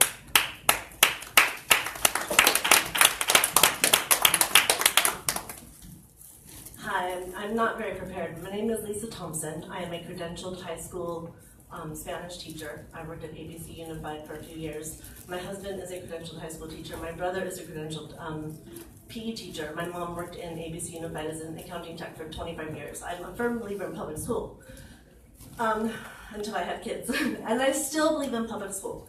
My daughter went to kindergarten at Circleview, which I think in a lot of ways is a great school for a lot of children. It did not work for my daughter. She came home stressed every day. She was upset every day. She had a hard time learning to read in the way that it was taught. After that year, after she was lost on her second day of kindergarten by a teacher and then didn't even realize that my daughter was lost when I came to pick her up, and I'm sure that some of you may recognize that story because I spoke with you and met with you about that. We struggled for a year leaving her there, which was very difficult. Once I brought her home to homeschool, and this is my point, that I'm going to homeschool or I'm going to do Waldorf, the public free charter. She's not going back to public school as it was for us. When I brought her home, I was able to try different styles and see what resonated with her, and I found it. And she now loves reading. I've gotten over that. It took 3 years. My son, who I saw when I volunteered almost daily at Circleview, who was going to be that boy. CJ, sit down. CJ, stop it. CJ, I'm going to turn your card. CJ, I'm going to talk to your parents. He is thriving in the Waldorf setting that we are currently in right now. He's not getting that same sort of treatment and negative experience he would have had. I'm not saying that it's like that for every kid. Most kids in public education thrive and do really well. Some of them don't. We are saying that we just want the choice for those that don't to have that choice. Thank you. I'm sorry? Can you stand back up? He has a question. Or Trustee Briscoe. Why am I the one that got a question? Hi. Did you say that you're homeschooling now? I am, and I have Is it been. Waldorf homeschool with your curriculum? My students are attending a Waldorf inspired program 2 days a week. And we were at a different charter for the last few years that just recently changed, and so we left it.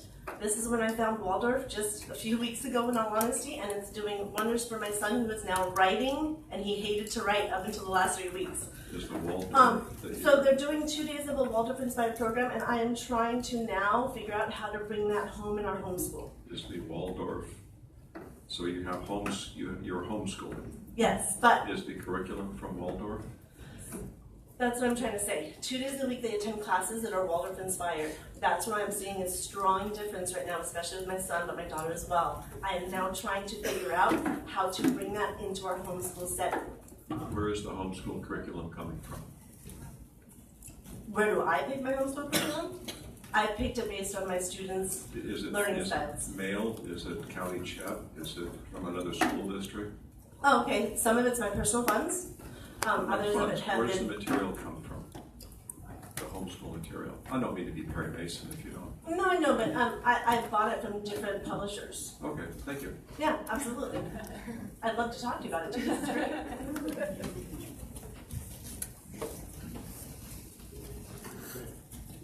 Hi, my name is Carrie Otto, and thank you, Board of Trustees, for the Ocean View School District, as well as the community, for listening about our support for Sycamore Creek Community Charter School today.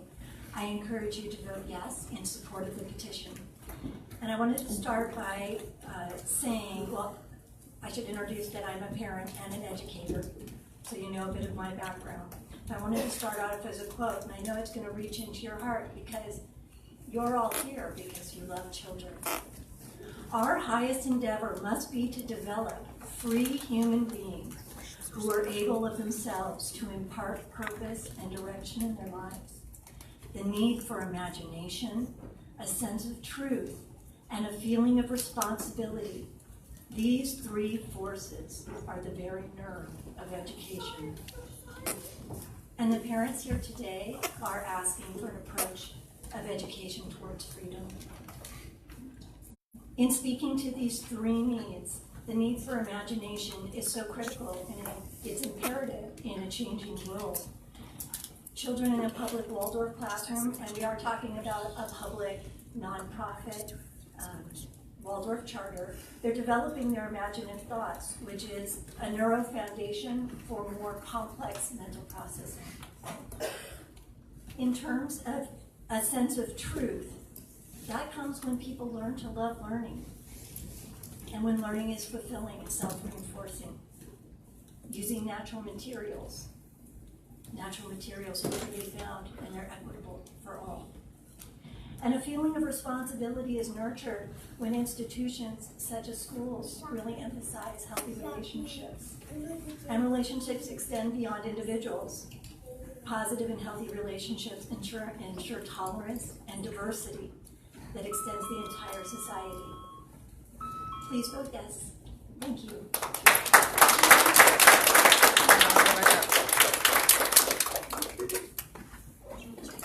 Good evening, everyone. My name is Catherine Matson. I have a young son who I homeschool, Waldorf. I don't have much more to add that anybody else didn't say. I just think that sounds like a really great school district. So why wouldn't we want to be a part of great school districts? Excuse me. I'm not saying it's terrible, and that's why we're here, because you need us desperately. Like, you guys sound like you have a lot of options, so why not have one more? Education isn't one size fits all, so this is just something that we choose, and maybe you guys should choose it as well. And thank you.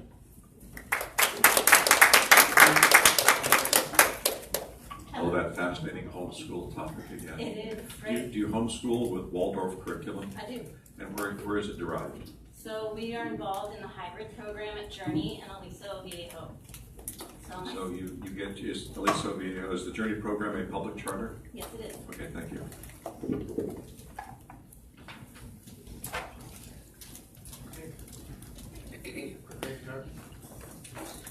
Seeing no one else at the microphone, I would suggest that you close the public hearing. Can we speak twice? I will close the public hearing at 7:51. Mr. President? Yes, sir. I was wondering if we could take a 5-minute recess.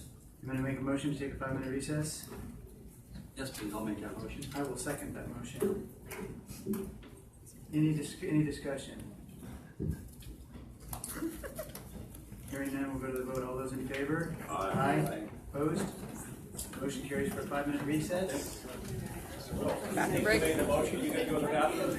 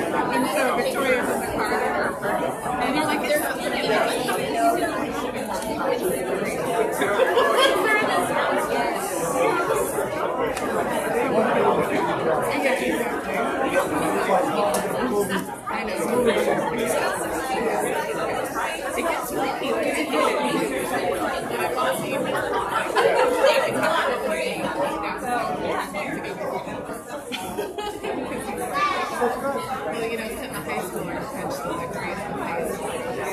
At the library on Fridays. And like 5:30. I don't know what's happening now. Like a wild west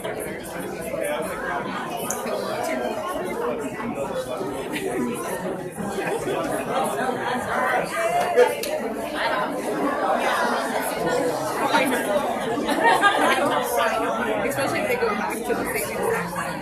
It just seems like it gets so early. It feels earlier than it used to. I don't know. Yeah, it's just like 4 o'clock. Yeah. And I need my extra water.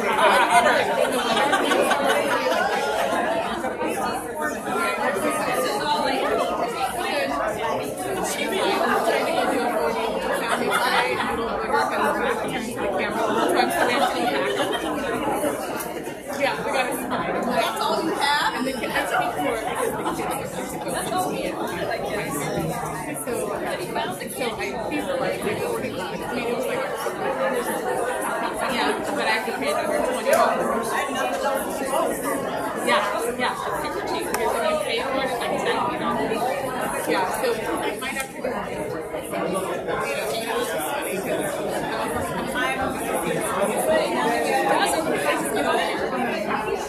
Now that's great.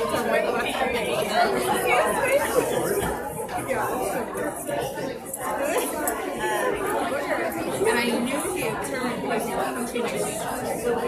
Like I knew what he was doing. Debbie said that. But I was like, yeah, but we don't play down there playing.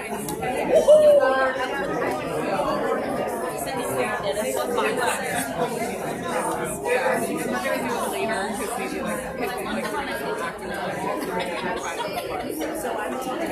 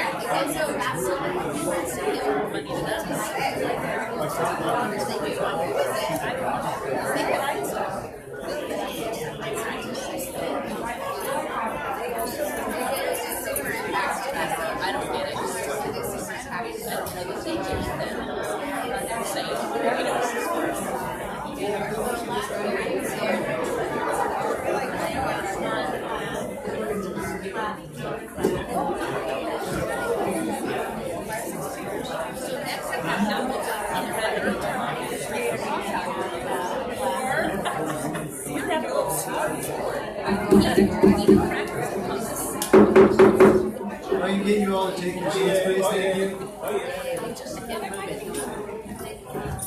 Everybody's leaving, and the best part of the meeting is just to come. They're all leaving. What's up with that? No. Alright, we are returning from a 5-minute break. It's a tad late at 7:58.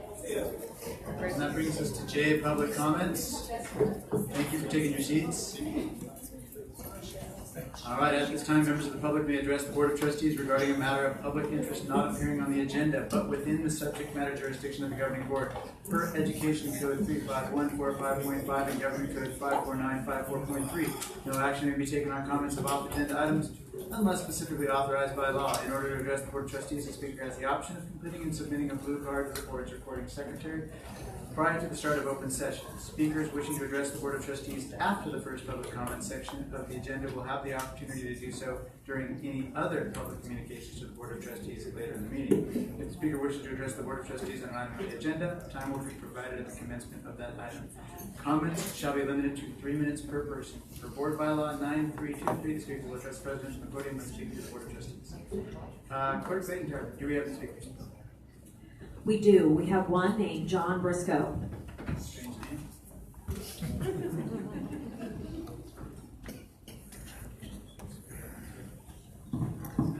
I'm here tonight to invoke. If you would bow your head or prepare yourself as is your custom, God grant us your guidance, wisdom, joy, as we deliberate on behalf of the people in our Ocean View School District tonight. Amen. All right. Okay, communications. Oh, I'm sorry. Are there any other speakers? There are none. Okay, communications. K1, written communications to the board. I believe we have one, Superintendent. Yes, it was from Trustee Westwell to the entire board. All right. I believe you'll have that provided. K2, board committee reports, Superintendent. We have none this evening. Okay, thank you. That brings us to K3, trustees communications. I'm going to start on either end this time and work towards the middle. So we'll go with Trustee Singer. Good evening. I just want to start by saying thank you so much for all the parents that came out and gave us your opinions on where you stand on this charter school. We appreciate hearing from the community and really understanding what the needs are. So we thank you for that. I also want to say thank you to the Ocean View voters in re-electing me, or actually, for the record, for electing me for the first time. I was previously appointed, and I want to make sure on the record I recognize that I was appointed and now I'm elected. So thank you so much for that. I'm honored, and I'm looking forward to serving the community and representing you well, and I hope that I can continue to earn your trust and represent you well. Thank you. Thank you. Trustee Westphal. I'd like to congratulate Trustee Singer, Trustee Briscoe, and Trustee Souders for winning re-election in the upcoming election. And I'd also like to wish everybody a happy Thanksgiving holiday upcoming. Thank you. Thank you. Trustee Clayton Tarvin.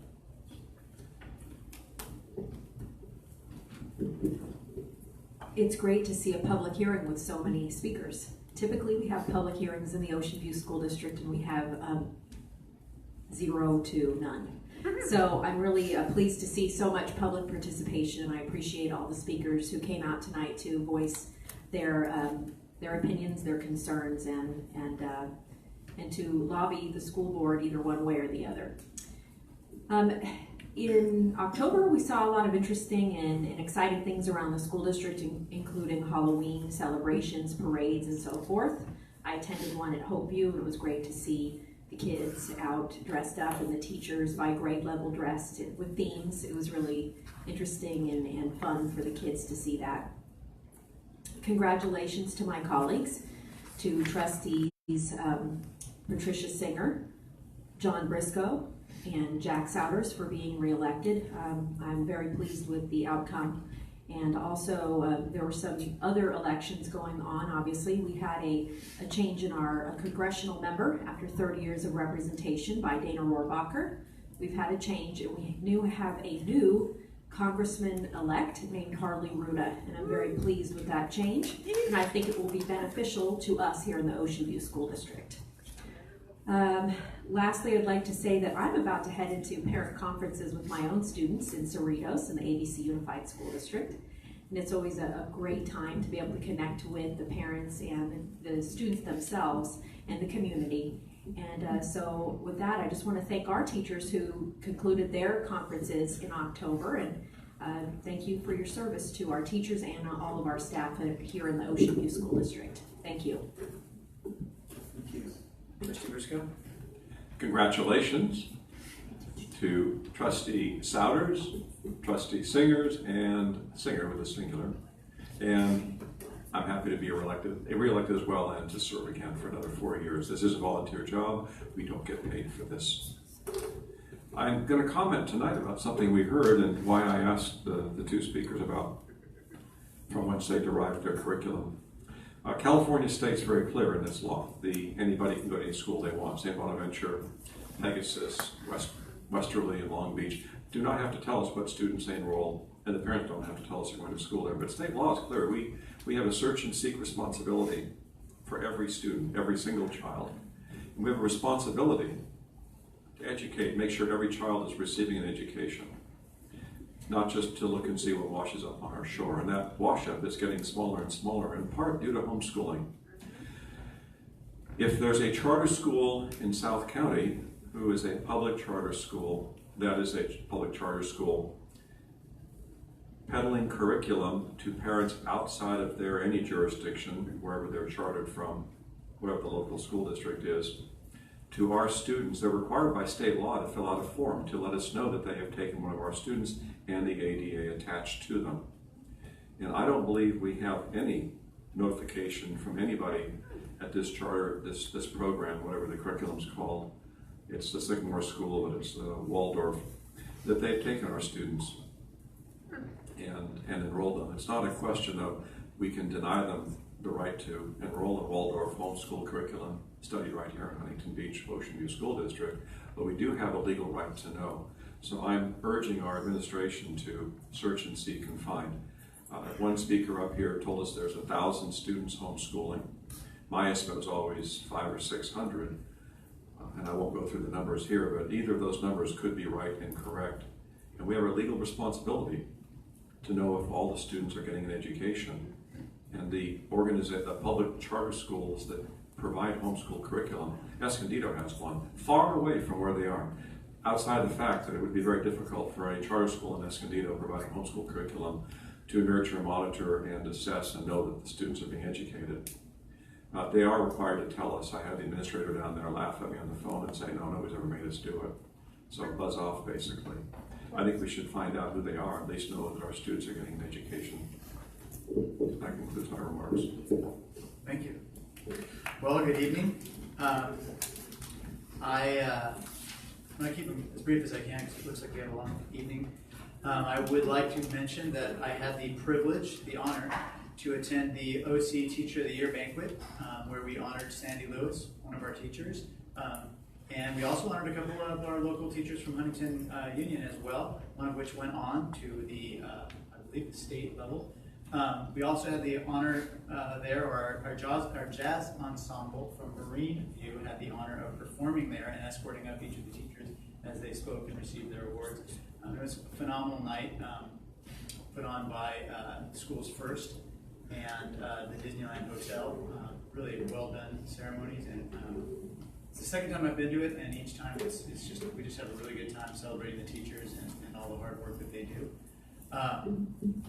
I would also like to thank the Circle View fifth graders for coming out and singing to us. The songs were awesome. They really carried. Usually kids their age kind of are a little quieter, but they did a great job carrying. Their voice, I could hear them all the way in the back. Phenomenal job. And I would like to also thank the OVSD community for your support and your votes in re-electing myself and my colleagues. So I would like to congratulate Trustee Singer and Trustee Briscoe. Thank you. And I feel like we're making great progress here, and I want to just see that progress continue into the future. And I have a good time, working with all of you on the board, and I'd like to continue that. So that being said, I would like to wish you, since we're not going to see you until we get back, a happy Thanksgiving, and have a good time with your families. Don't eat too much, and we'll see you when we return. But we're not leaving yet, so don't get up and leave. Thank you. That's going to bring us to K4, Superintendent's Communication. Superintendent, take it away. Well, good evening. I would like to also extend my congratulations to Trustees Briscoe, Singer, and President Souders. It's been my pleasure to get to know you over the last 3.5 years and to work with you. You're tremendous board members along with our other board members, and we really do need stability in the Ocean View School District, and it's wonderful that we are going to see that for the next 4 years with 3 of you that were reelected and or were formally elected, Trustee Singer, and I'm excited to continue to move forward and work with you on all the things that we have going on that you're going to hear a lot about tonight in our agenda. So I'd like to also send my gratitude and kudos to our Ed Services team under the direction of Dr. Hofer and Mrs. Kathy Tryon for organizing our November 1st Professional Development Day. We are staying the course with rigorous, relevant learning, focusing on depth of knowledge, 3 and 4, and a special thank you to our teachers on special assignment, Tricia Fields and Shannon Moudry and Lori Mans for their presentation. And I want to give a shout out to our preschools who also did work. In addition to our K-8 teachers, we had our SDC preschool teachers doing some transition with our general ed kindergarten and TK teachers. And then also our fee-based preschool over at OVPP was actually working on printing and writing at the preschool under the direction of our occupational therapist, Patty Mulcahy. So thank you. We are bringing writing all the way to preschool. I too got to go to Teacher of the Year. Congratulations to Sandy Lewis. I know that we will be bringing her out and celebrating her, and we're really excited to be able to watch our Marine View students on stage at the Disneyland Hotel. Just like we have for many years watched high school kids, our very own Marine View Middle School kids were up there. And that was pretty impressive, and people were singing along and clapping. It was pretty cool. I want to acknowledge all of our veterans and let you know that our schools celebrated Veterans Day this past week. As I visited campuses, I saw students engaged in lessons and activities, learning about military service, both active and veteran members throughout this week. And I know we had special assemblies around the district. I saw things going on at Golden, at Star, and I know there were things happening over at Lake. So it's really great that we are taking that time and helping to teach our students the importance of our military service. And just some fun events to look forward to, and if you want to go to any of these, be sure to let us know. But tomorrow night they're having a STEM family night at Circle View, and Vista View is putting on a Disney night stage production on Thursday and Friday. So we got a lot going on in the district, and a lot of programs, a lot of activities, a lot of construction, and you're going to hear all about that tonight. Thank you. Thank you. All right, that brings us to K5, PTA, PTO, PTSA, PTSO, President's Roundtable. Do we have a representative here tonight? Okay, we'll move on then. K6, Employee Associations, Communications, CSEA, OBTA.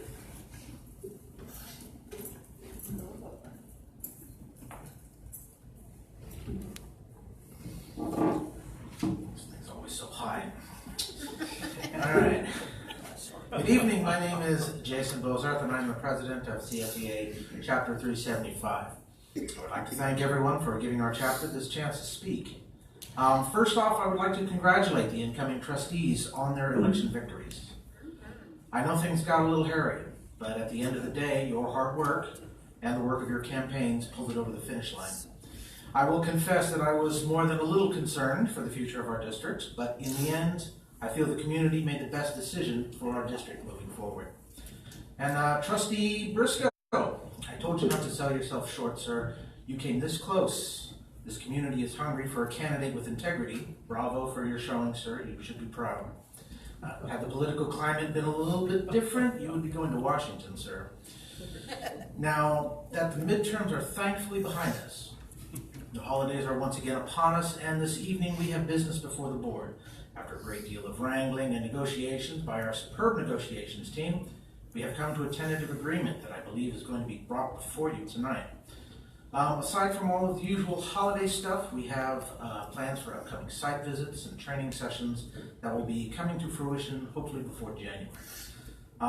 As was discussed earlier, a charter school once again made an attempt to establish itself within our district.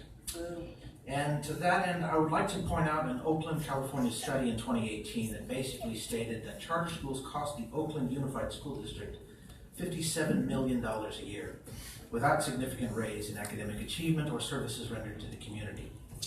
There's also a 2017 study in New Orleans that found out a district that went to a nonprofit charter funneled significantly more money into administration and away from teaching and curriculum to the tune of millions of dollars. An Arizona report in 2017 discovered a number of charter schools that were cheating with public money.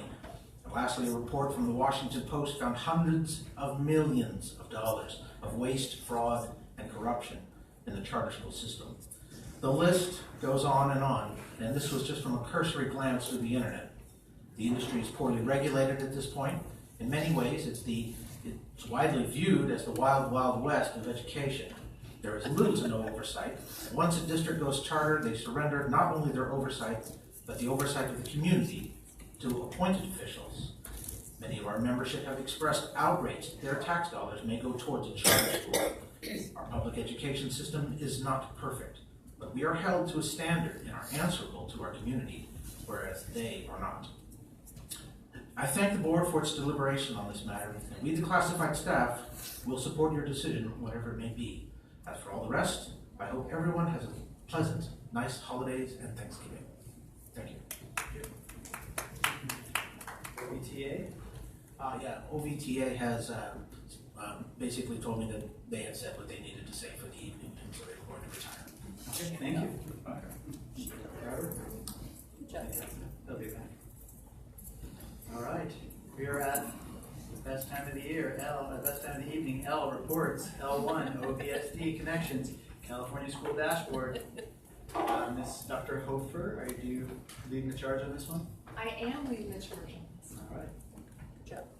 Board trustees, you have PowerPoint notes in front of you. Take it away. Good evening, President Souders and members of the board. I'm here tonight to talk about the local indicators portion of the California School Dashboard. The California School Dashboard is a component of the local control funding formula, whose purpose is to provide the public information around the priority areas included in the Local Control Accountability Plan, or LCAP. It is an accountability and reporting tool that helps districts focus on the success of all students and inform improvement efforts. There is a link on our website to help the public easily access information about Ocean View on the California School Dashboard website. The dashboard is made up of two types of indicators, state indicators and local indicators. The state indicators are based on data that is collected consistently across the state through the California Longitudinal Pupil Achievement Data System, or CalPADS, and tests including the Smarter Balanced Assessments in English Language Proficiency for California, or LPAC. Indicators are annually released the first week of December based on information from the prior school year. The 5 state indicators that apply to Ocean View School District are chronic absenteeism, suspension rate, English learner progress, and academic indicators in English language arts literacy and mathematics. There will be a variety of changes to the dashboard when it is released the week of December 3rd, including the look of the icons. The primary purpose, however, of tonight is to review the other type of indicators called local indicators. While state indicators are available for both districts and schools, local indicators only apply at the district level. The 5 indicators that apply to school districts are basic services, implementation of state academic standards, parent engagement, school climate, and broad course of study. For these indicators, the state does not collect data, so districts self-report and populate the information into the portal. There are 3 requirements that districts must follow. First, they must annually evaluate progress on the local indicators. Second, they must report their findings at a regularly scheduled board meeting, which is what I'm doing here tonight. And third, districts must upload local indicator information into the dashboard for the public. After tonight's board presentation, I will upload the information, which will be made public the week of December 3rd, and then we will have met all 3 requirements. The first indicator, Priority 1, is around teachers, textbooks, and toilets, or facilities. And it's the same information that is reported through the Williams settlement. Ocean View is in compliance. All teachers are appropriately assigned. Every student has access to his or her own instructional materials, and the facilities meet the good repair standard. Local indicator priority 2, implementation of state standards. Now there are 2 options for implementation of state standards: a narrative summary and the State Board of Education adopted self-reflection survey tool. In Ocean View, we actually do a combination of both, and we input it in the narrative form. By combining the 2, the self-reflection survey allows us to rate and track our progress, while the summary provides the public additional information that would not otherwise be available. Now, implementation of state standards is at various stages depending on when the standards were state adopted and the subsequent framework made available. As you can see, using the self-reflection tool, Ocean View is at full implementation with mathematics, history, social science, physical education at the elementary level, and the visual and performing arts. This is due to the early availability of standards-aligned mathematics textbooks and the fact that the standards for the other areas have not changed in some time. We are at the initial implementation, meaning just really starting our 2nd year of implementation for English language arts and English language development, middle school science, some aspects of health education, and physical education at the middle school level. Initial implementation was selected because implementation of standards-aligned materials has occurred, but knowledge around their use continues to be a focus with professional development and supports. Finally, you can see that elementary science and portions of health education are still in development, with staff members developing units and piloting materials. For local indicator priority 3, parent engagement, districts need to annually measure progress seeking input from parents in promoting participation. In the spring, Ocean View administered a survey district-wide, and the vast majority of parents reported their input is listened to and is used to make decisions. They know who to contact with concerns, and more than 90% reported schools and the district keep them informed about important news, activities, and events. Local priority 6, school climate. Districts need to, at minimum, every other year administer a local climate survey to students in at least 1 grade level at the elementary level, middle, and high school levels. That provides a valid measure of perceptions of school safety and connectedness. In Ocean View, 5th graders participate in a locally developed survey, and 7th graders the California Healthy Kids Survey. Results indicated that for 5th graders, almost all students felt a school staff member cared for them, they were happy to be at school, felt safe, and were taught that bullying was not allowed. At the 7th grade level, the results were not as strong, with results in the 60 percentile on similar measures. However, on the positive side, almost all 7th graders reported having never been harassed for physical or mental disabilities. And finally, priority 7, access to a broad course of study. This is the first year that school districts have reported on this measure. Ocean View is in compliance. Annually, at the beginning of each school year, each department and school site verifies students are placed appropriately in classes using the ARIES Student Information System. In this way, errors are minimized and quickly resolved, ensuring all students have access to a broad course of study. As stated earlier, the next step is to upload the local indicator information into the portal by the deadline, which is this Friday, so that Ocean View will once again meet the requirements set out by the state. Then, along with every other district in California, both the local indicators discussed tonight and the state indicators that are automatically populated will go live to the public the week of December 3rd. Thank you. Trustee Briscoe? I had a few questions. In what part of this document that's public for people to read can we brag about the fact that we instruct cursive writing in 3rd grade at week 1, day 1 at the beginning of the school year, unlike Los Alamitos, who makes it optional. And we heard tonight, unsolicited, the joy of their children learning cursive from a few people that spoke. I heard the cursive word come out of some people's mouths. So where in the narrative process can we make large of our writing continuum? And then second, or have we done that, I hope? And then second, what about in-class note-taking? Another area, cursive is a state standard that's required that they don't measure, which is silly. And then there's note-taking. And then there's also the area of typing, where the state requires that all these tests be taken on a keyboard, and there's no requirement that anybody knows how to use the keyboard in terms of curriculum from school districts. Local Indicator Priority 2 implementation of state standards does include English language arts literacy.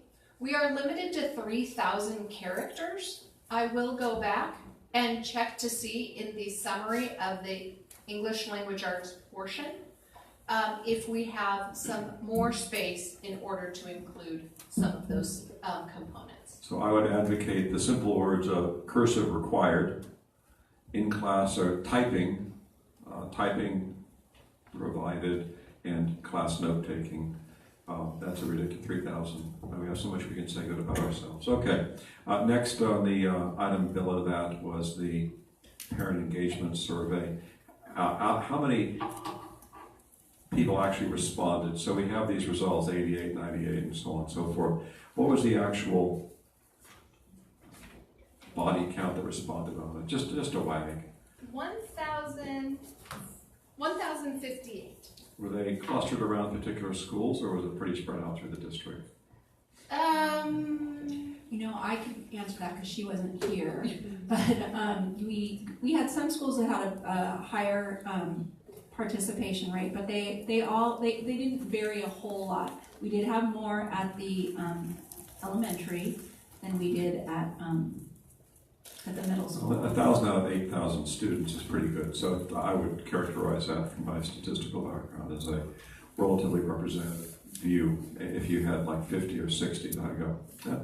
So that's good, thank you. And then the last one is on page 6. The California Dashboard School Climate Measurements. The California Healthy Kids Survey, does that ask about sex and drugs and rock and roll, and is there a gun in the house? I cannot really tell you at this point off the top of my head which questions are included in the California Healthy Kids Survey. I wouldn't want to speculate. I believe Trustee Clayton-Jarman can tell you. She's probably read over her students' shoulders as they've taken it. Yeah, I administer that survey every year. I've done it for 6th, 7th, and 8th grade. And there are questions about marijuana, exposure use, cigarettes, alcohol, things like that.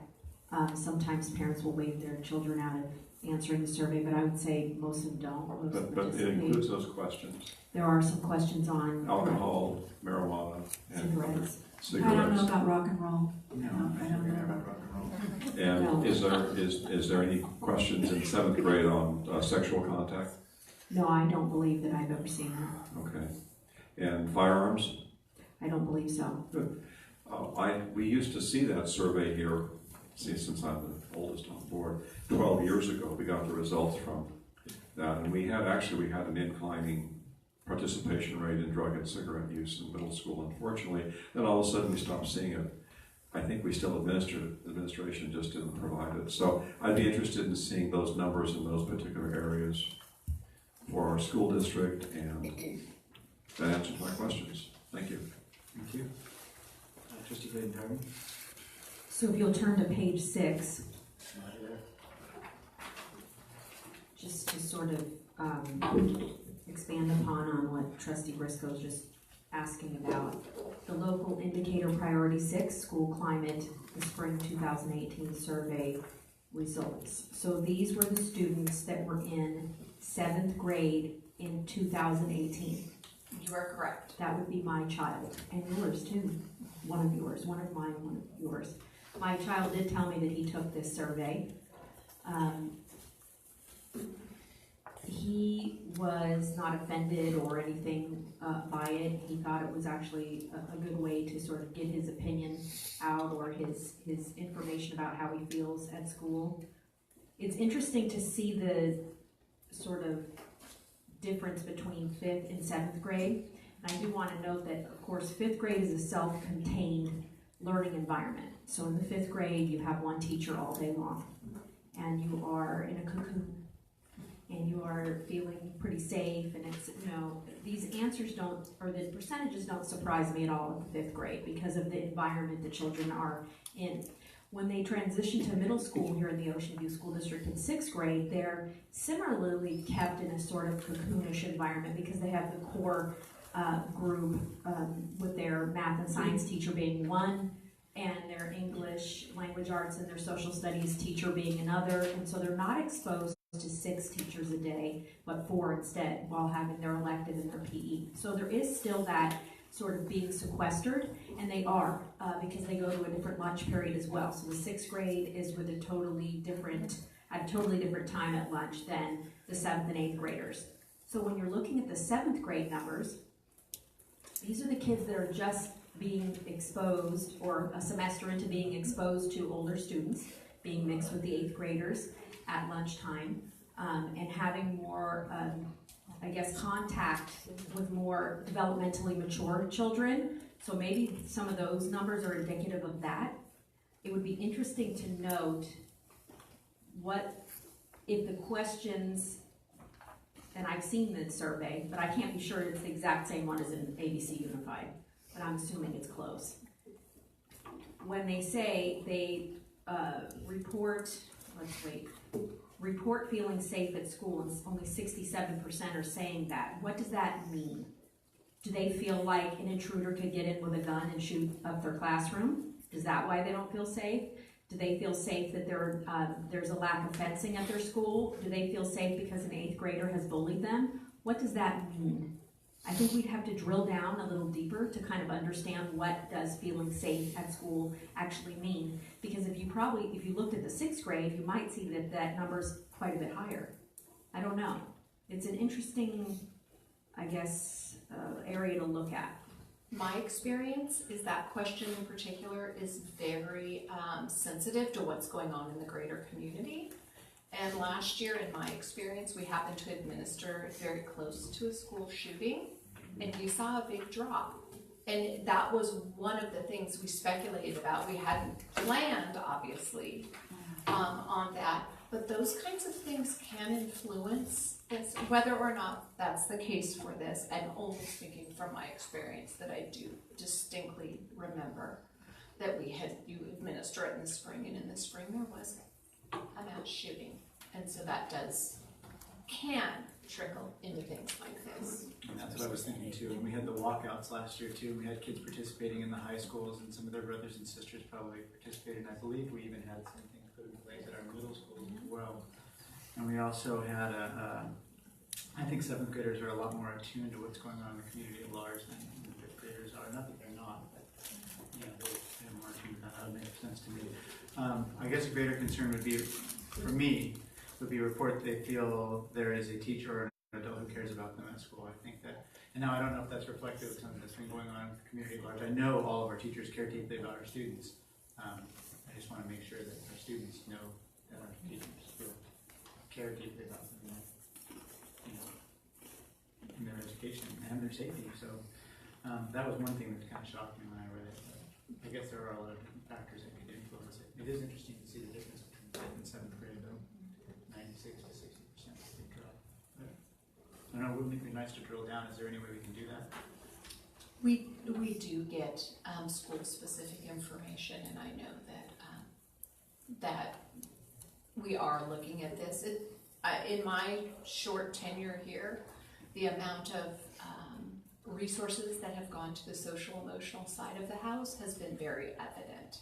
I think I am speculating here that these results, as well as attendance, suspension, all of these other sorts of school climate results, gave us a picture that we needed more supports out there. And so we now have a social emotional learning continuum that includes licensed clinical social workers and a more structured way to ensure that our students are getting the supports they need. So my interpretation is that the staff here took it very seriously because I stepped into something that was already developed around this specific need. Okay, thank you. Other questions, board? Okay, thank you so much for the report. It goes public on December 3rd? The week of December 3rd. Okay, and you can look it up online for those of you in the audience. Just look up California dashboard, pops up. You can look up any school, not just our district. You can look up all the other schools that are in the state of California and view their results. Okay, thank you. L2, budget update. Now, the budget update, we had a trustee had a question about some budget numbers, and I thought that it'd be a good idea to just sort of present them because there was a little bit well, it's just always good to confront those questions head on, and hopefully we can answer the questions that are there. Superintendent, do you want to get started on that? I'm just going to turn it over to Dr. Conroy. I think that you're going to see that we want to be as transparent as possible and share information if people have questions. And so I hope that Dr. Conroy's presentation will answer some of those questions. Good evening, President Souders, trustees, Superintendent Hansen, cabinet and guests. This is a budget update, really about the 2017-18 school year budget. So the objective is to clarify some budget questions, review the budget developmental timeline, the 2018-19 budget adoption, the 2017-18 unaudited actuals, and then answer some questions about budgetary savings. So just review, when we look at the annual budget cycle, it starts with the budget adoption, which would be up in the green very top, which is our last board meeting in June, which is followed by the state budget adoption in July. Interestingly, that in public education, we are approving a budget before the state actually approves their budget. The next is in September is the unaudited actuals, and then it's followed in December by the first interim. That's where we are right now between the two. Then in January, the governor will come out with his or her budget proposal for the following fiscal year, followed in March by the second interim report. In May will be the May revise to the governor's January budget proposal, and then in the first board meeting in June, we provide the preliminary budget, which also includes the estimated actuals. And kind of outline these here. Understand that the first interim budget is for the financial data ending October 31st. The second interim is for the fiscal information, fiscal budget ending January 31st. The preliminary budget, which I said is presented in June, and that's what the budget adoption is made up of. It's really the draft of what your budget adoption is going to be. But it also includes the estimated actuals. The estimated actuals is derived, it's a budget review of what we know at the time from the budget information at the end of March, and we start developing the preliminary budget in April. And then we have the adopted budget, which is the budget that is approved with the LCAP for the following fiscal year. The unaudited actuals is the review of the previous fiscal year ending June 30th, but that's when we go through the closing process during July and August to close the books of all of our revenues and expenses for the previous fiscal year, and which then we report to the board in September. So that kind of gives you a little bit of a timeline regarding the budget timelines. So when we compare and look at the estimated actuals, the budget adoption, There's you see June 12th, June 21st, and then the unaudited actuals on September 4th. And you can see the revenues, the expenditures. The big piece that I shared when I shared the unaudited actuals in September, the estimated actuals when we presented the preliminary budget back in June, we were anticipating that we would have a deficit of $4 million of more expenditures than revenues. When we got to the unaudited actuals, how we finished the year, we came in with $1 million, almost $1.5 million of expenses greater than our revenues. So there's about a $3 million swing to the good for the district.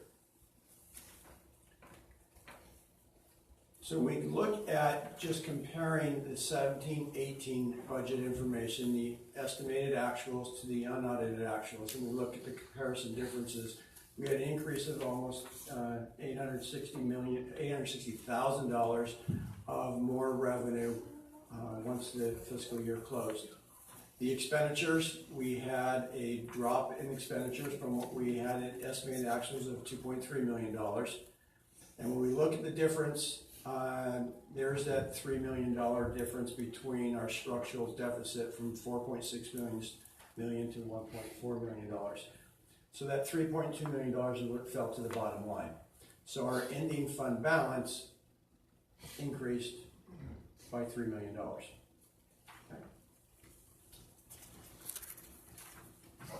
So when we look at our revenues from estimated actuals, actually that middle column should say unaudited actuals, not estimated actuals twice. So it's estimated actuals, unaudited actuals. The difference in the LCFF revenues, we had a decrease of $77,000. In federal revenues, we had an increase in federal revenues of $236,000. Other state revenues declined by 18 than they were in the previous year. We had $285,000 of state special ed monies that were actually from the SELPA. They were booked by our SELPA in 17-18, but we're not actually receiving the monies until 18-19. $73,000 increase in actual facility use fees, $66,000 in E-rate savings, and then an increase in $142,000 in education donations. So that amounted for the local revenue increases. When we look at the expenses, we had a decrease in certificated salaries of $173,000. Classified salaries increased by $400,000. Benefits decreased by $184,000, and the benefits is just a relationship between certificate and classified salaries. The supplies decreased by $1.4 million, services by $935,000, capital outlay reduced by $21,000, other outgo $19,000, and support costs increased by $11,000. So the net total expenditures decreased by $2.3 million. So, where did they come from? So classified salaries primarily from increases in classified clerical support salaries. The supplies decrease of $1.4 million. These were budgeted, but they weren't spent. So we had, as you can see there, PTO, donations, site departments didn't spend all the monies that were budgeted, Medi-Cal, and then one-time discretionary. So that amount all totaled up to $1.4 million. The services decreased by $935,000. Again, they were budgeted but not expended. So you can see the dollar amounts there for speech consultant, special education administration, information technology department, district utilities, district operations, and then legal. And that amounted for $935,000. So combined, when you take the monies increases in the revenue and the savings in the expenditures, those added together is $3.2 million, and that's what fell to the bottom line. So why were these funds not identified earlier? This goes back to the budget timeline. They're identified after we close the books. Once the fiscal year is ended, we review all of our budget expenditures, all of our revenues, we book them accordingly, and this is what happens, and this is what is called the unaudited actuals. We do that after the school year is over, and that's what the fiscal office spends all summer closing the books. It's really not the savings are realized during that time period, which then helps us when we get ready for the first interim. Any increase in the net funding balance increases our district reserves.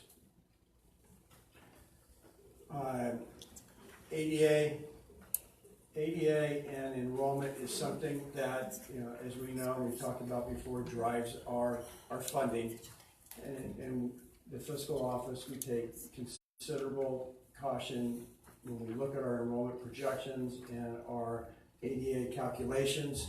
We review those on a monthly basis, and those are also reviewed by our independent auditor, VTD, who presents the independent audit to the board either in December or January. And again, this is not new money found. These are budgetary savings, as I explained. The general fund monies and Measure R are not commingled. They are accounted for in separate funds, and they are both audited by BTD in separate audit reports. And all of the expenditures from Measure R are reviewed by the Citizens Oversight Committee, and at the end of the year, they present their report to the board for the fiscal year that had just ended. So that concludes my report. Trustee Briscoe. Just two areas. One, there's a $147,000 increase in interest. Where do we earn interest from? Does OCDE pay us interest for money we park there?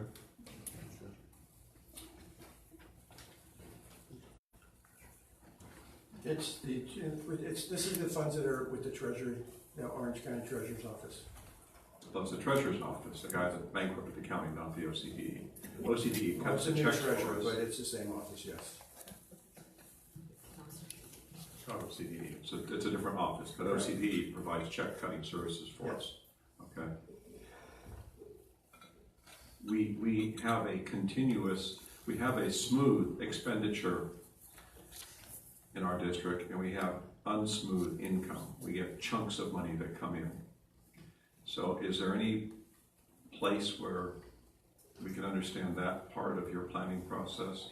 Because our salary checks all go out on a regular basis, but the money comes in, it can be late. If there's a budget crisis, it can be delayed by months. Is there anything in this presentation? Not in this presentation, but when I give the interim reports, first and second interim, I also provide the cash flow report and a graph, and that shows the when we receive our monies. And the problem is when the cash for the money ain't there and the smooth spending goes down and dips below there. We had to borrow money from other funds within our own internal system or from that county on the free loan thing? No. Okay. And the other question was on another page. The pensions. The pensions are projected to go up to almost 24% of our total budget at some point in the next 5 years or so.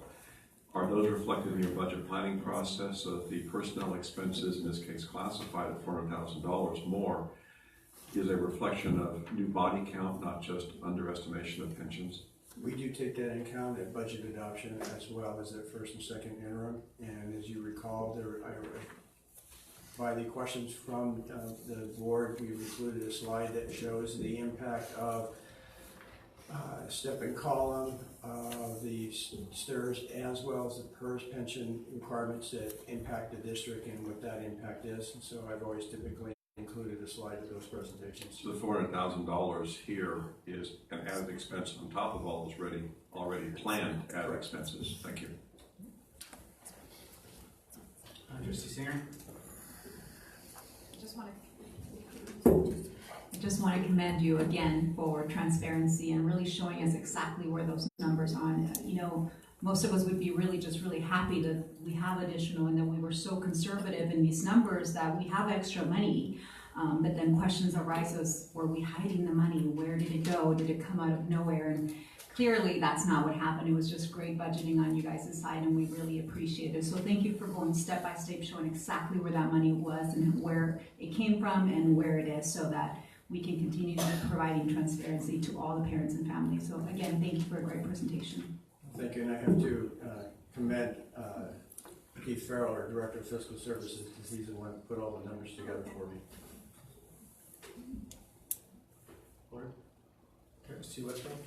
Again, I'd like to thank you for your comprehensive report. I do have a couple of questions though. On our supplies, we've got a $1.4 million reduction on here, and you listed this stuff out. $159,000 one-time discretionary money. Is the rest of these just one-time discretionary budget savings, or are these ongoing? Can we expect to see this every year for these other ones? Well, when you look at these particular items that are on the slide that you're referencing, we don't control the PTO or the donations and how much they come in and how much they spend. Those are discretionary that the PTOs work with the school sites. The donations come from a variety of areas. As in the board agenda tonight, there's an agenda item for donations. They come in sporadically, and although they're identified for what the expenditure may be. Excluding the donations, what about the other items? The site departments, those are the monies that were budgeted to the schools and departments that they did not spend during the course of the year.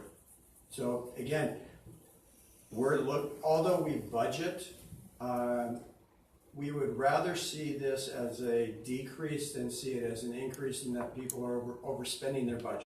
So we work with the sites to make sure that they stay within their budget. So I'd rather see something like this than the opposite, being an increase in expenditures. The one-time discretionary, we budgeted one time, we didn't have any expenditures against it, but I will be presenting something in the next presentation that will talk about the one-time discretionary. Will you be describing the different one-time discretionary items that are included in the $159,000? I don't have that detail with me, but I have something. Can you describe what kind of things are in there? I don't have that information with me. I'd have to look into it. All right, my concern is on some big numbers like this, I mean, I'd like to realize these every year. If we budget $215,000 and we don't use it, maybe we've over budgeted. No, So are these kind of savings, do we see this year over year, or is this just a one-time year this time that we're seeing these numbers? Oh, this is year over year. We have a similar phenomenon that we budget, and our goal is to not spend more than what we budget so that we do end up with a savings. And one of the questions that I've heard a couple of times now is the ADA numbers. When we're projecting ADA numbers, are we using a linear type of scale or some sort of? Our projected ADA. I guess my question is, how do we come up with projected ADA over a long period of time? We project it and we work towards it. Our projections for ADA is 97%. In the last 3 years, we've been between 96.1 and 96.6% ADA over the course of the year, with our target being 97%. For accuracy? What we actually came in, we are budgeting 97% ADA to enrollment. In the last couple of years, we've come in at 96.1 to 96.6% ADA. We haven't hit our target, but that's what our goal is 97%. Statewide average for elementary districts is about 93 to 94%. So we're rather aggressive in our projections and working with the school sites. As you recall, we have the attendance incentive program, which targets all the schools to have 97% attendance at their individual schools.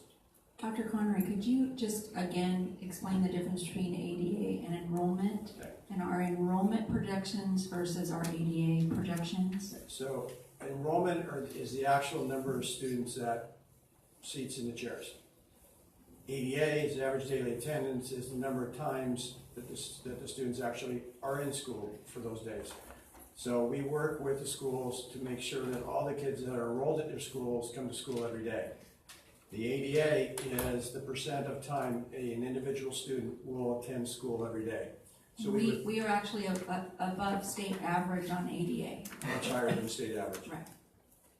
But our enrollment projections, I think we were about 40 students off of what we projected.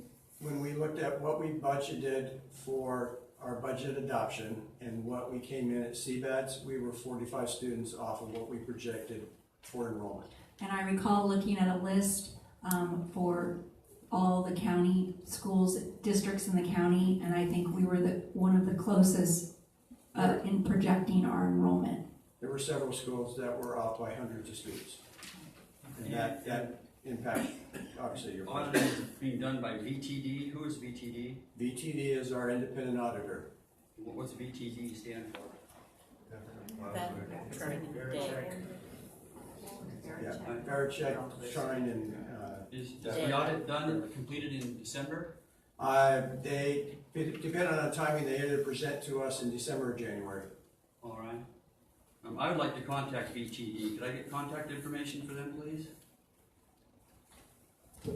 You know, they come and report to the board once a year, and the board president meets with them as the representative, so I think that's up to the board president. Well, I'd like to get some contact information for these folks, and so I'm putting in that request. I'd like to get that, please. They'll be reporting the audit for 17-18, I believe in January, which the auditor partner will be here to answer any questions that any of the board members have relative to the audit report, of which you'll be provided a copy. Terrific. Mr. President, could I get some contact information, please? Absolutely. Thank you. Actually, if you look in your, well, I don't know if you kept it, but we receive a booklet that has all their contact information in it twice a year, or is it once a year? Well, you received the audit and for both the district budget as well as Measure R. Yeah, it's a couple times, but yeah, I'll get it for you. Thank you. Trustee Clayton. Well, while I congratulate you and Mr. Farrow on doing an excellent job in creating this, I have to ask myself and you, why?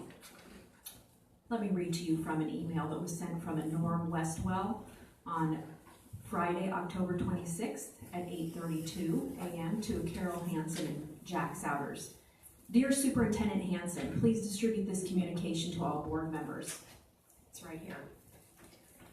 Community members have recently expressed concerns regarding the $3 million found by the district in a 2-week period.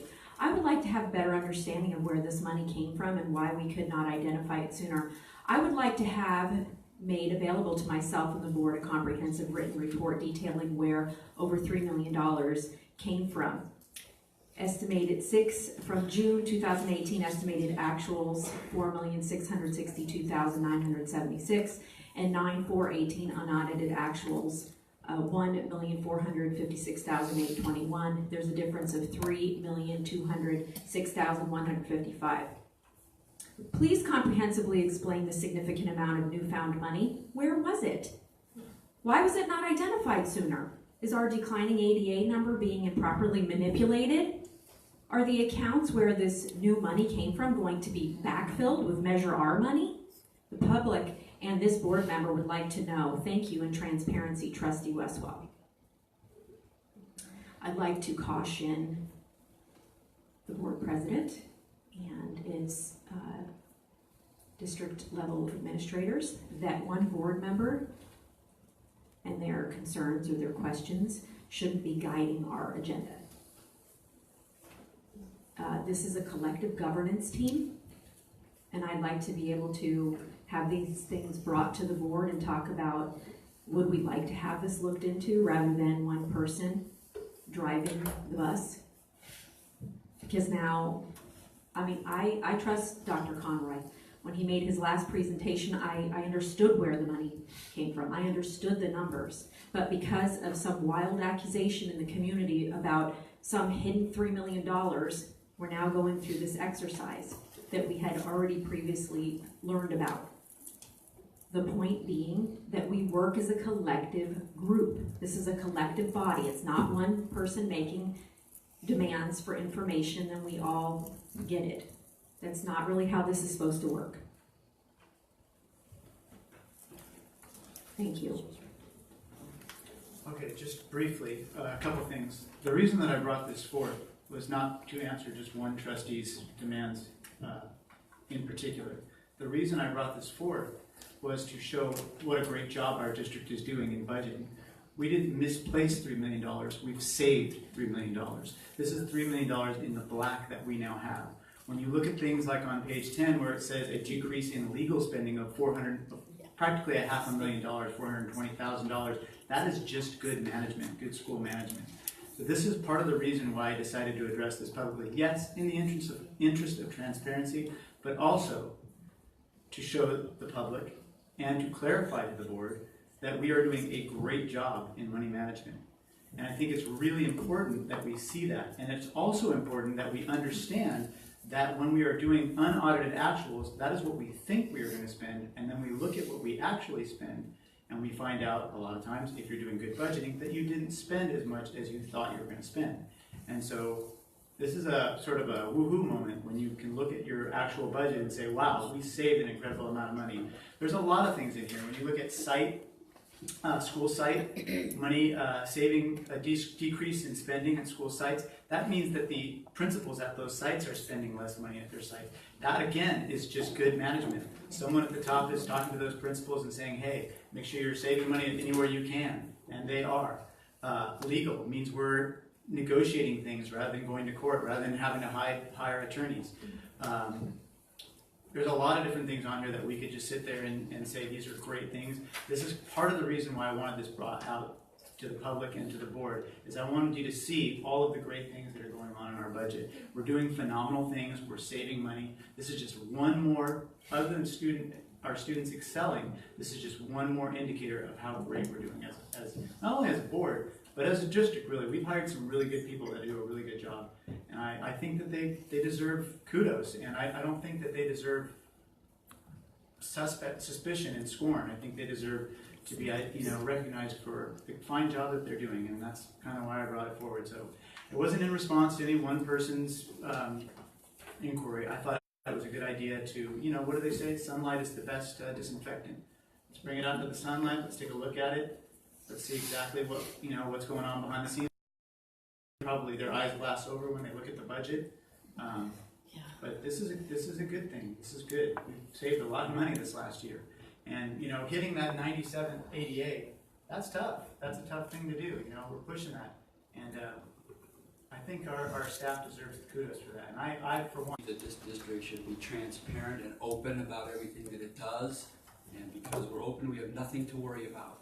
So providing this information should not be any kind of a burden. We should welcome it so that everyone understands that it's all above board. So thank you very much for providing the information that I've asked for. Thank you. You're welcome. It was for the entire board, not just for the board. Any other questions? Okay, we'll move on. L3, construction update. I'm take it that's probably your arena as well, yes? You're lucky. All right, let's go.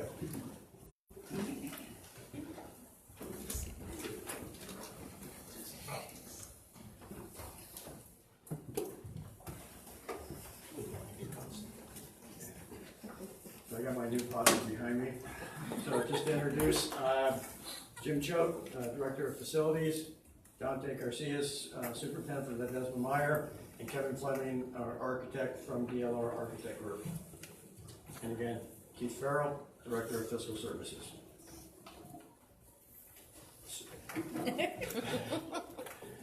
So the purpose of tonight's construction update is... 1 second, please. Yes? It's a little warm in here. Do you think maybe we could twist the air conditioner and get that thing going? No. Thank you. Is everybody else okay? I'm all right, but it's up to you. Push on. All right, go ahead. Start The purpose of tonight's construction meeting is to provide you an update of the central kitchen timelines. There's two timelines that we'll be going over. Want to review the fencing project timeline, and then the Oakview Gym project update. So there are two timelines for the central kitchen. One is the overall central kitchen project timeline. We'll be going out to advertise in January. These are the two dates. Looking for bids to come in February. We put March 12th. We know the board is yet to do the organizational meeting, establishing when the board meetings will be in 2019-20 or 2019.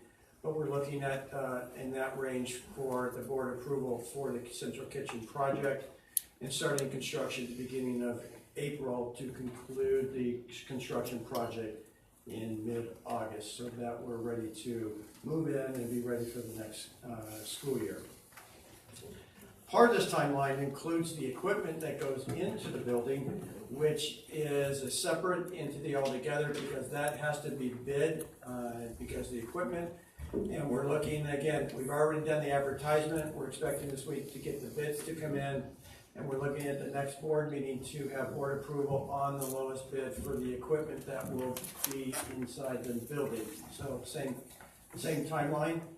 Start construction in April and finish in August. The reason we're doing the central kitchen timeline separately and coming out the bid so quickly is that it's a long lead time to manufacture the equipment that goes in the building. That bid is supposed to be 18, right? Yes. Okay, great. Yes.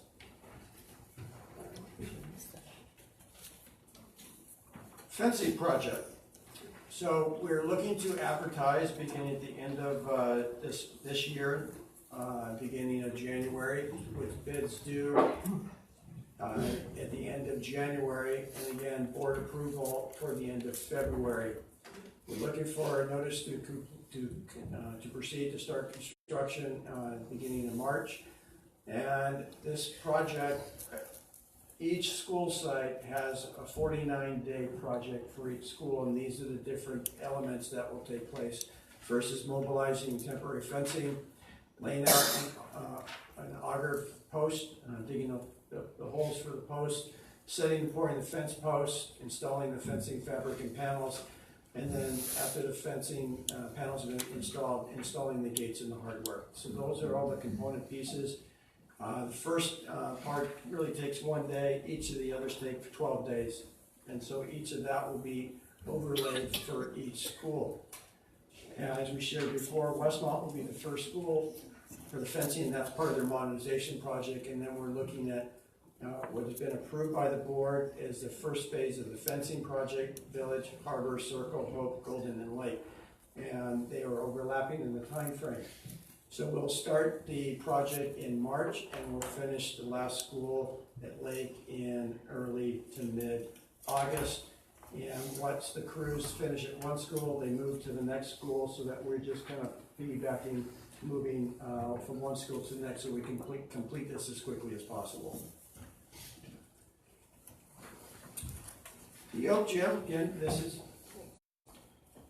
Dr. Hanson. I just wanted to say this one thing. I think it's wonderful that we're going to be able to have 7 of our schools with completed fencing by the opening of September school year 2019. And I just want to make sure that everyone sees that there will be some construction going on at those school sites during the school year because we can't get all 7 schools done in the summer months. But we are committed to doing a communication plan with those schools, and we think that this is an important way to spend our time with our construction crews to make sure that we have 7 schools fully fenced. Trustee Briscoe has a question before you move on to OT. No problem. So at Village, a school I'm intimately familiar with since we spent 6 years of our life there with our son, the backside has a road into the site that's owned by the city of Huntington Beach to our borderline, which has a big fence that swings, a gate that swings across it. The front's easy to fence. What are we doing on the backside to secure the site? You know, you're talking about that kind of alley access way Yes. to the school site. Well, on a school site, there are the tall double gates there now. Are you talking about the access on the other end on the street side? On the back side, on the alley side. On the back side of Village View, there's a street, it's not really a street, that goes from that big parking lot out towards Edinger. Right, and you're it's not Edinger, it's a side street, but it's you're talking about right at the parking lot. So the security on the backside will remain that chain link fence that Yes. closes, okay. Yes. At Circle View, there is 2 ingress-egress sidewalks that come in from adjacent neighborhoods. What are we doing to secure those? At this time, there's no fencing there, no gates, no We'll nothing. be putting something there. We will? Yes. What? Fence, gate. And then it will be locked and unlocked by staff? Well, I'm glad you bring that. I'm glad you bring that up. We have these egresses and these odd school site designs with property that we don't own that we can't fully secure. And so I was curious what, on those 2 sites, specifically Golden has an egress ingress on the far back side of that track that comes through the farm. And Lakeview, which Trustee Singer knows, has a whole top part on the flood control right away into the school site. Could you share what your thoughts are on securing those?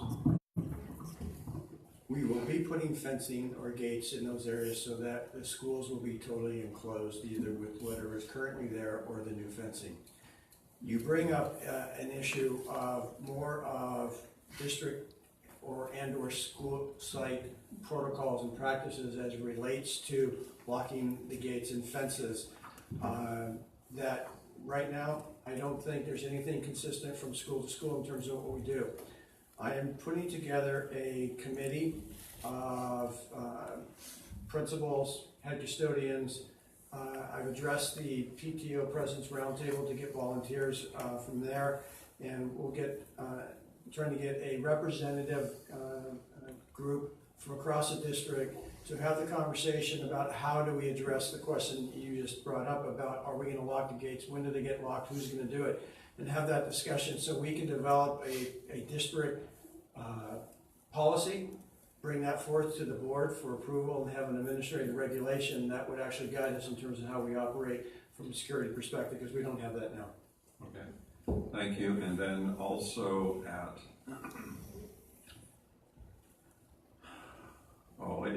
there's a lot of, the bike cages. I was informed emphatically, without equivocation, by the principal at Mesa View that his bike cage is locked, secured, and unlocked. No, it's Marine View. It's not one of the middle schools. That his bike cage is locked and unlocked, and rigorously so kids' bikes don't get stolen, especially after the big bike giveaway. What component of the bike cage safety is involved in this at elementary and middle school sites?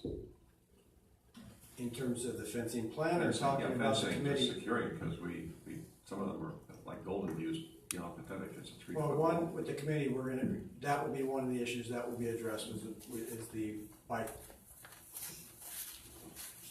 areas.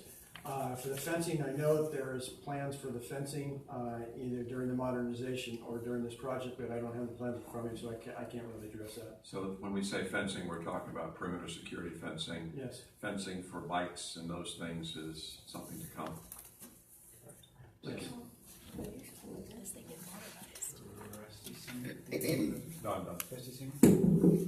I think, for example, at Lakeview, the bike area was going to be inside the fencing at that point, so wouldn't that secure it? Because right now the bike cages for Lakeview are outside the NPR, which would then in turn be all fenced out now. Right. So wouldn't that make it secure? Do you think we should do more than that? I'm not a security expert, but there needs to be a locked bike cage where everybody knows you don't get in after 5 minutes after the bell rings, and you don't get out until 5 minutes before the bell rings, so people don't steal them. Just my opinion. I think this is something that this safety and committee that Dr. Conroy is putting together can address, because there are some different opinions, and I really think that we should ask the school sites and the people that deal with it, the custodians, and get their input before we rush to a decision. Did we figure out, I'll use Circle View as an example, they have that sort of long alley on the, I want to say east side. going to the community and then to the school? Did we figure out who owns that alley? Are we figuring out where we're putting the gate? Is it on the school side or on the community side? We will have a property survey of each school site so we know exactly where our property lines are so that we put the fences in the right place or the gates. Trustee Briscoe? I have a list of legal descriptions, property descriptions from a surveyor for all the city-owned sites, because I made them produce that 10 years ago.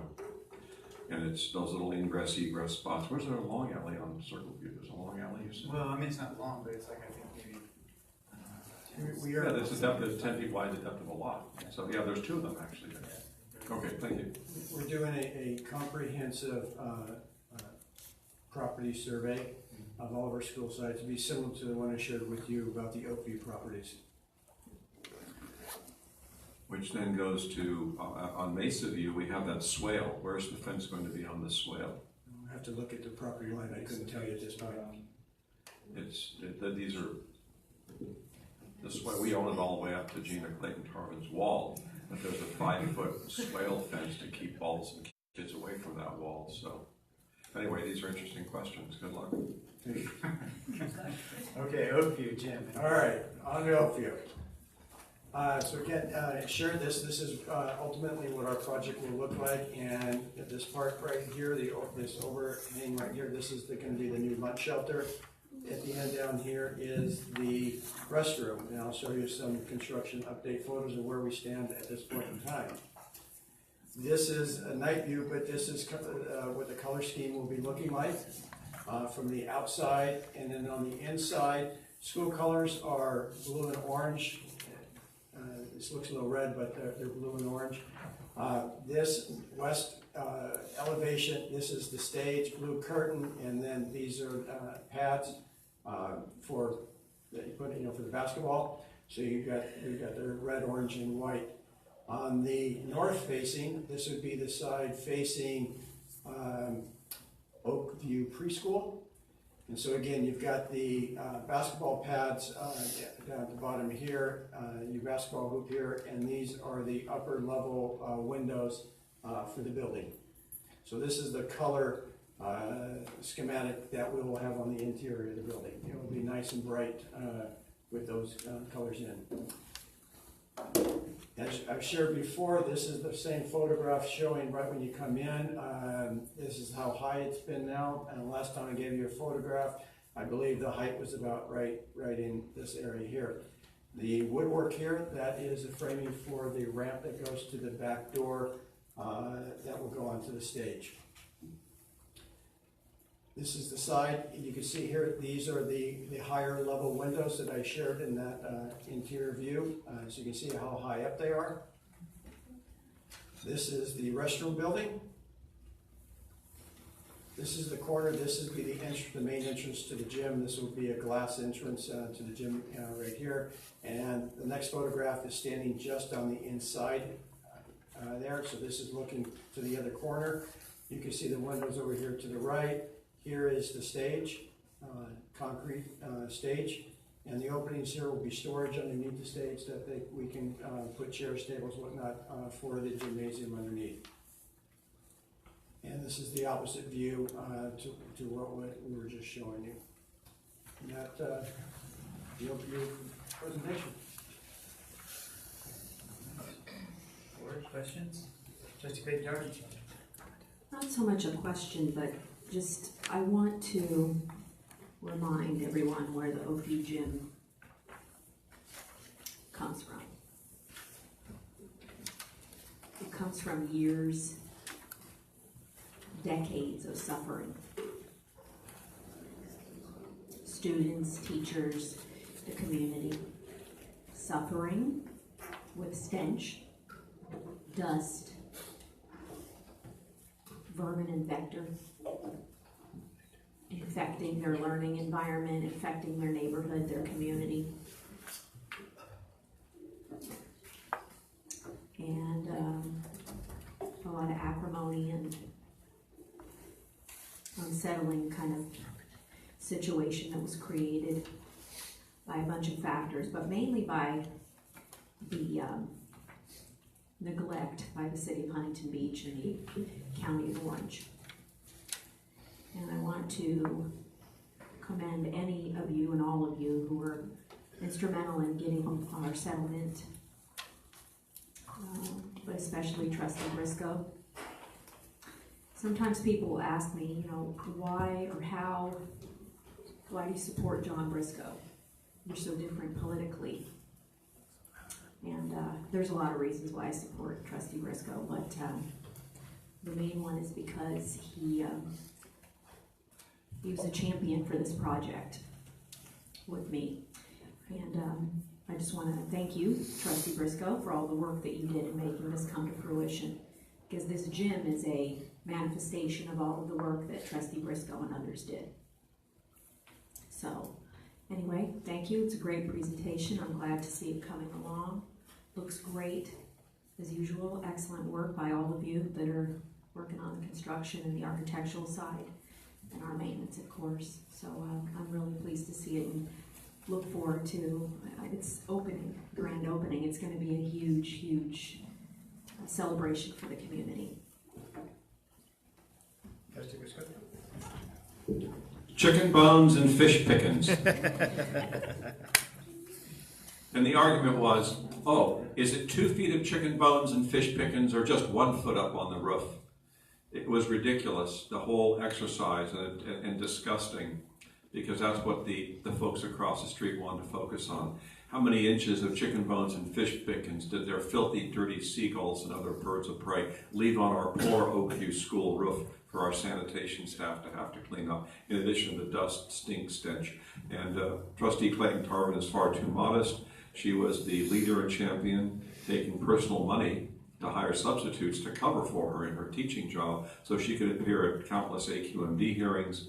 I was happy to participate in those as well, but it was Trustee Clayton Tarvin was really the leading and guiding light on that. And the project's not over. The buildings aren't done yet across the street. Oh, and by the way, the Republic Trash Dump people found it in their hearts to try to influence the election in this district by donating money to a PAC committee to sponsor candidates to run for this board. So the game's not over. The game is still on, and it was a substantial amount of money. Any further details I'll share with you in person, but it's third-party donations to PACs and all that are perfectly legal, but kind of disgusting. As disgusting as the chicken bones and fish pickings that their open-air cesspool used to dump on our school site. That's all. Thank you, Trustee Briscoe. Any other comments from the board? Trustee Westphal. Is this project remaining on time? Yes, it is. Thank you. You don't get the money. Yeah, thank you for this. I actually think both Trustee Briscoe, especially Trustee Clayton Tarvin, is being far too much. Basically, this entire packet, to a greater or lesser extent, is because of the work that she did as board president. I mean, all of this stuff, Measure R, the fencing, the fact that our schools are going to be safer, this is all due to her presidency and a lot of the things that she implemented during her presidency. So I do feel that she's being far too modest. And I think it's awesome that you guys are getting this done so quickly. I think it's great that our students are going to be safe when they go back to school next year. It's long overdue, and it's going to make our schools look better too, which is going to be a great thing. I appreciate it, and I really look forward to seeing this. I mean, when you see it, the walls are going up, you know. I know it goes slowly. Things move in fits and starts in construction, but it's going to be nice when it's done. And you know, I know there's a lot of negative talk about Rainbow, and it's sort of a love-hate relationship with me. I worked construction for years, bringing stuff in and out of Rainbow, and you know, it's just they take everything there. You go as a construction worker, you pay your money, you dump your stuff, and so you're kind of appreciative that we have a place to take things. But if you've ever been there in the summer and you've smelled that anywhere near there within, you know, a good quarter mile and smelled that stench coming out of there, it was long overdue that they covered it. And I'm glad that well, I can't really say we, I have to say Trustee Clayton Tarvin and Trustee Briscoe really led the charge in this one and got that covered. It is one of the few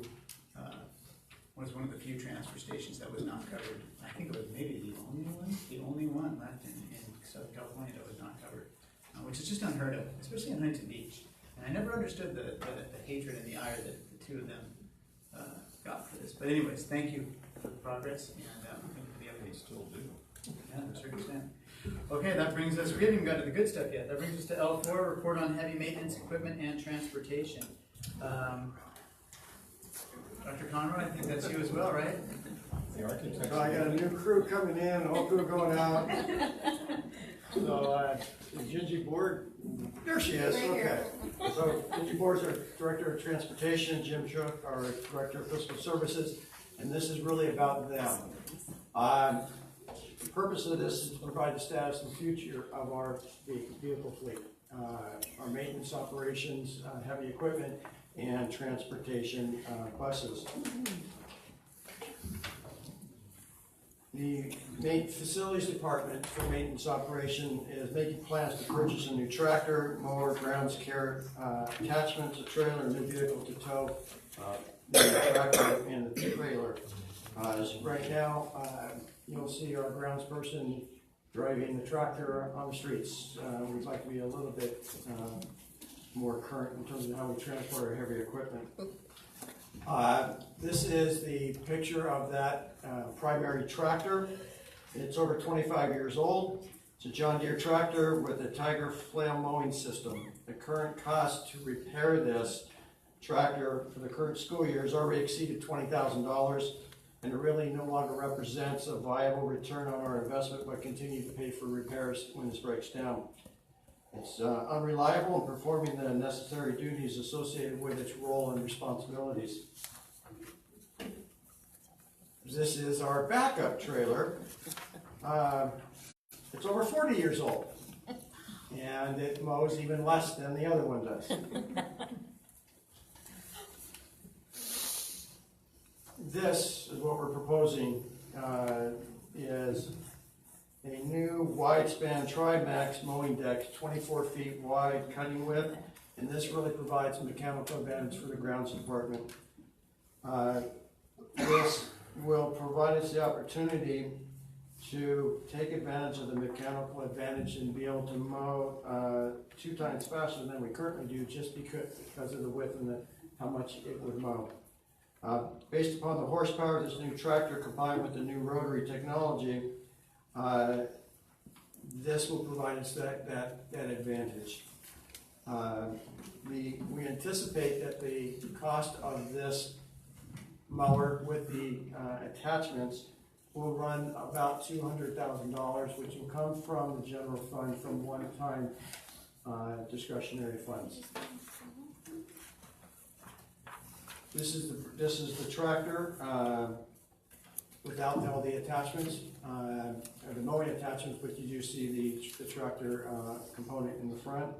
And these are the other attachments that are available to come with this tractor. And this will give us the opportunity to really maintain our fields much better than the equipment that I showed you in the first couple of slides.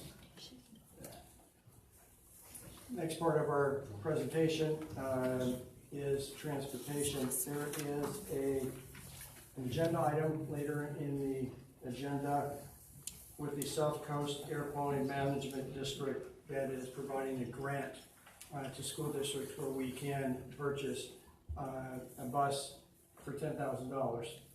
And this will be on the agenda when we're looking to purchase. We've been approved for 10. So we'll be able to upgrade our buses. So here's our current bus on the left-hand side. It's one of, we've got 10 of these 1992 40-foot, 75 to 78 passenger buses. The second picture is a picture of a 40-foot, 78 passenger bus that would be propane powered. The one on the right is propane, 35-foot, 39 passenger, plus two wheelchair positions and air conditioning. So the additional benefits of propane buses include decreased fuel costs, decreased maintenance, decreased fuel emissions, increased safety, and increased bus capacity.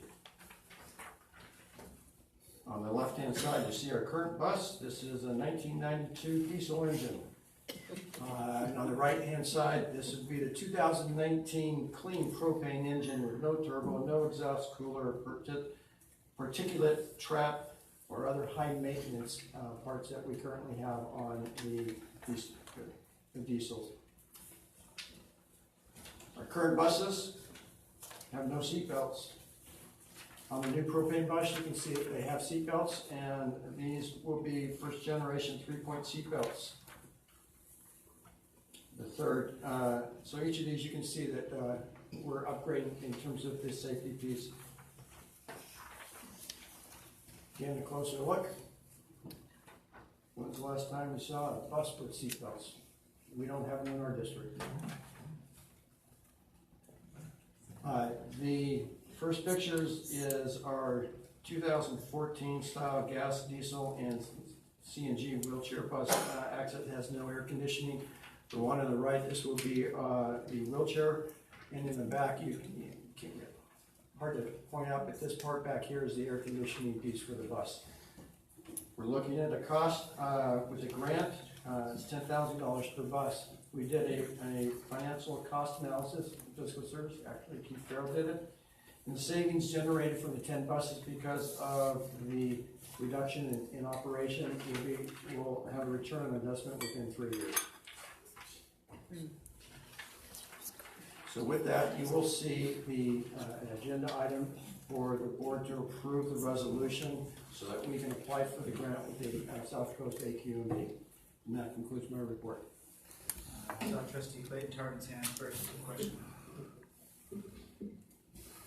I attended an AQMD meeting in October. I happened to be there speaking on a different issue, the one about the gas stench coming from the ships out there. Some of you may have experienced. I'll talk about that in my own comments later. But anyway, while I was there, I was approached by one of the individuals who works in the department with the grants and so forth, and approached me and said, I know you guys have, at Ocean View, have worked with us to get the buses with the grants, and he said, did you know that we also have a grant for maintenance and operation, like facilities, you know, gardening machinery too, blowers, some smaller machinery that they use for gardening and things like that, for field upkeep. And he said, we'd love to give you this stuff. We'd love to do this. We want to give it to you. So I hope that you'll be able to work with them moving forward to even get even more things. Sort of thing. He said they even have a loaner program, like if you want to pilot it. So there's a pilot program as well to be able to get some of these things for our grounds crew to see if they would like it, and then they help you to finance it. So I hope that you could check that out as well. I could share that as we did with the custodial crew, Jim Choate is very high on taking any mechanical advantage we can to help our staff do a better job because of the tools that we can provide them. One more thing. I have noticed at my visiting around different schools and things like that, and I speak with the classified maintenance staff every chance I get. I'm like, how's it going? What are you guys doing? Tell me about what you're here for and so forth. And I tend to look at their trucks and just kind of just see what's going on, you know, and some of them are driving some pretty old trucks. Is that true? Or am I imagining that? They're like pickup trucks that are from the 80s, or is that 90s? Well, is that true? They're old, but in comparison to the tractor, they're new. Well, do we have any money? My question, I guess, is do we have any funding for new vehicles that people can drive to use, like painters and things like that, like other maintenance staff?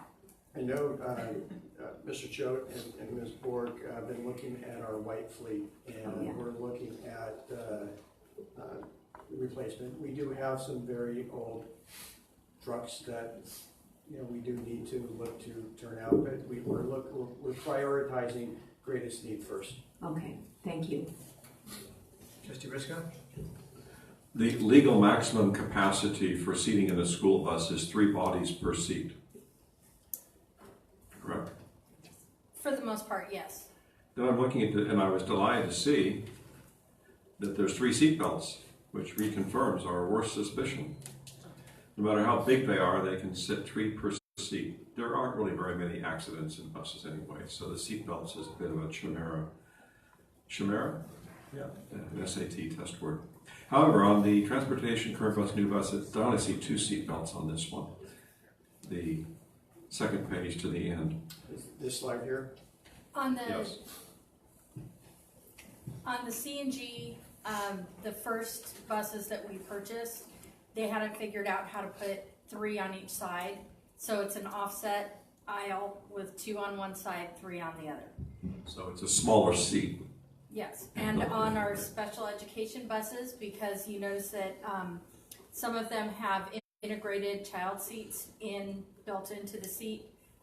That's if you look at the picture on the right, some of them have the integrated child seats that folds out into a booster seat for our Pleasant View preschool students, and we have several of those on different buses. So overall, in general, we're still abiding by a 3 bodies per seat Yes, usage and calculation when we and it can figure be our done buses. most of the time. When sometimes we do put 2 in a seat and triple up on the others. We can't afford the luxury of, they really wouldn't want to be so close to each other. We need to maximize how, and you're doing that. We are trying to maximize our buses as much as we can. Gingy, thank you. And to maximize even further, that agenda item is coming up in the board meeting later. Board questions, Trustee Westwell? What about the life expectancy of these mowing tractors? Same? We've had them now for over 40 years, right? Yep. The $20,000 expenditure that we had to do to fix the last tractor, can you just kind of tell me what those repairs were generally? Absolutely. Trustee Westwell, we have had many problems with that piece of equipment. So this year, when we're not even halfway through the year, we've already spent close to actually $25,000. I'm just being conservative. Last year, we spent a considerable sum of money as well, dealing a lot with the hydraulics on the system. You have a lot of fluid to raise and lower the flail cutters on the side and on the back. A lot of hydraulic hoses, and it requires a lot of pumps. So you get seals that are blowing, things of that nature. Okay, I see here on your picture, it looks like 2 different kind of tractors. Looks like one that's really wide and then one that's not so wide. The wide one is the green one and The one that we're looking at purchasing would be the orange one, which is the Kubota. Okay, it would be that one, right? Less expensive than the green one, right? Actually, they're fairly comparable as far as price goes. Okay. And you said you had one other tractor to back up the one that we have now? If you looked at, I think it's the second slide in, it's the white tractor. It's a Ford tractor. It's 40 to 45 years old. It's right behind you there. Okay. And if we were to sell... That thing has no street value. I mean, you probably get $1,000 for it. $1,000. And how about the buses? Do we have to crush those buses in order to qualify for the grant money? Yes. Thank you. Any other questions? You took off the questions. I was wondering what we were going to do with the old supplies. So. We crush them, literally. They crack them in half. I can bring you pictures if you'd like. We need a video. No, I trust you. Can we go what? Yeah. Real trip. Seems like we should have a ceremony for 5 years. An assembly. We'll take a field trip in an old bus. Play taps. And a trustee Westwell. For like 25 How- years. Go ahead, Trustee Westwell. How will we be surplusing our old tractors should we move forward with this? Would we sell it on the open market? Or We'll go through the surplus process. does the new tractor company take in a trade-in like a car? Because it's district property, we have to go through the surplus process for board policy. Okay. And this tractor is not on the agenda tonight, is that correct? No, we're just sharing this as information. A purchase order will be coming in a future board meeting too. Thank you. Okay, thank you, Dr. Conrad. Thank you. That moves us to M, consent calendar. Is the board tonight for approval? Is there a motion? Move to approve. I'll second. All right, we'll move to the vote. All those in favor? Aye. Opposed? Motion carries 5-0. Moving us on to N, old business, there is none. So that'll move us to O, new business. O1, administrative services, appointment of members to the Citizens Oversight Committee for the General Obligation Bond, Measure R, parent guardian of child enrolled in district and active parent group, and at-large community member. It should be noted, and I think, correct me if I'm wrong, Superintendent or Clerk, that by approving this item, we are approving the appointment of Victoria Vu and Jennifer Johnson, parent guardian of child enrolled in the district and active in parent group, and Sean Stoll. Is that correct? Yes. Okay, so I'll entertain a motion. Point of information. Yes. We have an erratum on this item, and it's marked item 02. This is really item 01 on our erratum. You are correct. So the emphasis on error. Erratum. Clerk, how do we correct that, or does it need to be corrected? I think we just did. Is that enough? There's nothing to be done. Okay. This is for the public's information, so open and transparent. Yeah, it's not an erratum, by the way, it's just additional information. Oh, okay. All right, and I think your motion, point of clarification, should be to appoint the people for those particular positions. Okay, I will make a motion to appoint Victoria Vu and Jennifer Johnson and Sean Stoll to the, am I missing this now? Citizens Oversight Committee. Second. All right, that second goes to Trustee Clayton Tarvin. Any discussion? Hearing no one, go to the vote. All those in favor? Aye. Opposed? Motion carries 5-0. Moving us to O2, the real O2, Administrative Services Contract Change Orders for the Interim Site Project is before us tonight for action. Do we have a motion? Moved. Second. Okay, any discussion? Hearing none, we'll go to the vote. All those in favor? Aye. Opposed? Motion carries 5-0. O3, Administrative Services File Notice of Completion, United Riggers and Erectors, Inc. for the interim site project 17-299 is in front of us tonight for action. Do we have a motion to approve? Move to approve. Second. Okay, any discussion? Yes, please. Trustee These Westwell? funds are coming from the Measure R project fund, right? Fund 21. 21 is the Measure R. Okay, thank you. No other question. And we'll go to the vote. All those in favor? Aye. Opposed? Motion carries 5-0. Bringing us to O4, Administrative Services File, a notice of completion for American Electric Inc. for fire alarm upgrade projects -14-225 is in front of us tonight for action. Do we have a motion to approve? Move to approve. Second. Okay, any discussion? Yes, please. Trustee Westwell. Fund 35, remind me what that is? Superintendent? Or Deputy Superintendent? County facilities, Facilities Fund? county facilities fund, this is not Measure R. And why didn't we use Measure R funds? This was not a Measure R project, this was part of the gymnasium project from previous.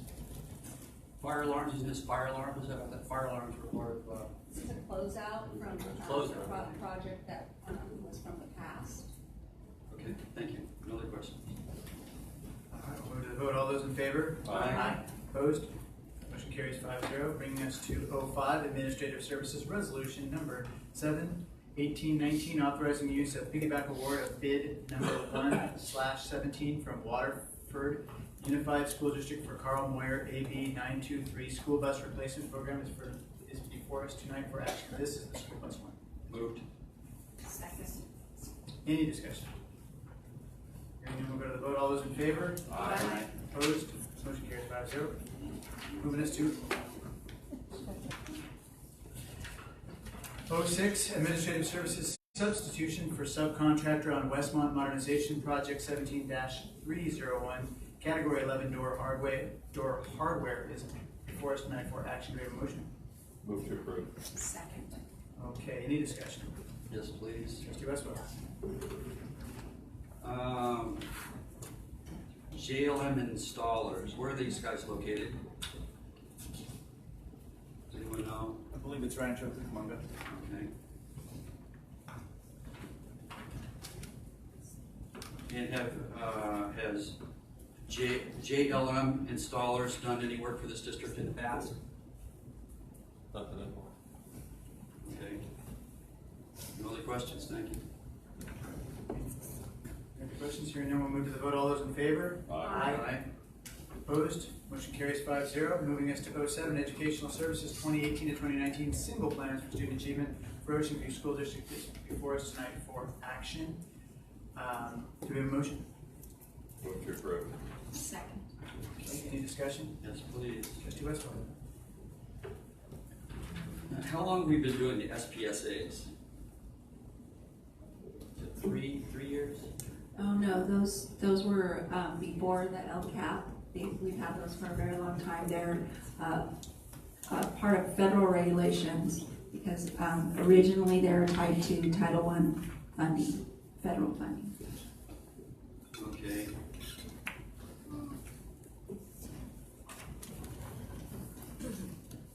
All right, I'm going to have no other questions right now. Okay. Trustee Clayton. Yeah, these have been done for decades, or I don't know. I mean, at least when George W. Bush was our president, we were doing them then. I think when I started teaching in '95, we were already well along our way to do these things. They're standard.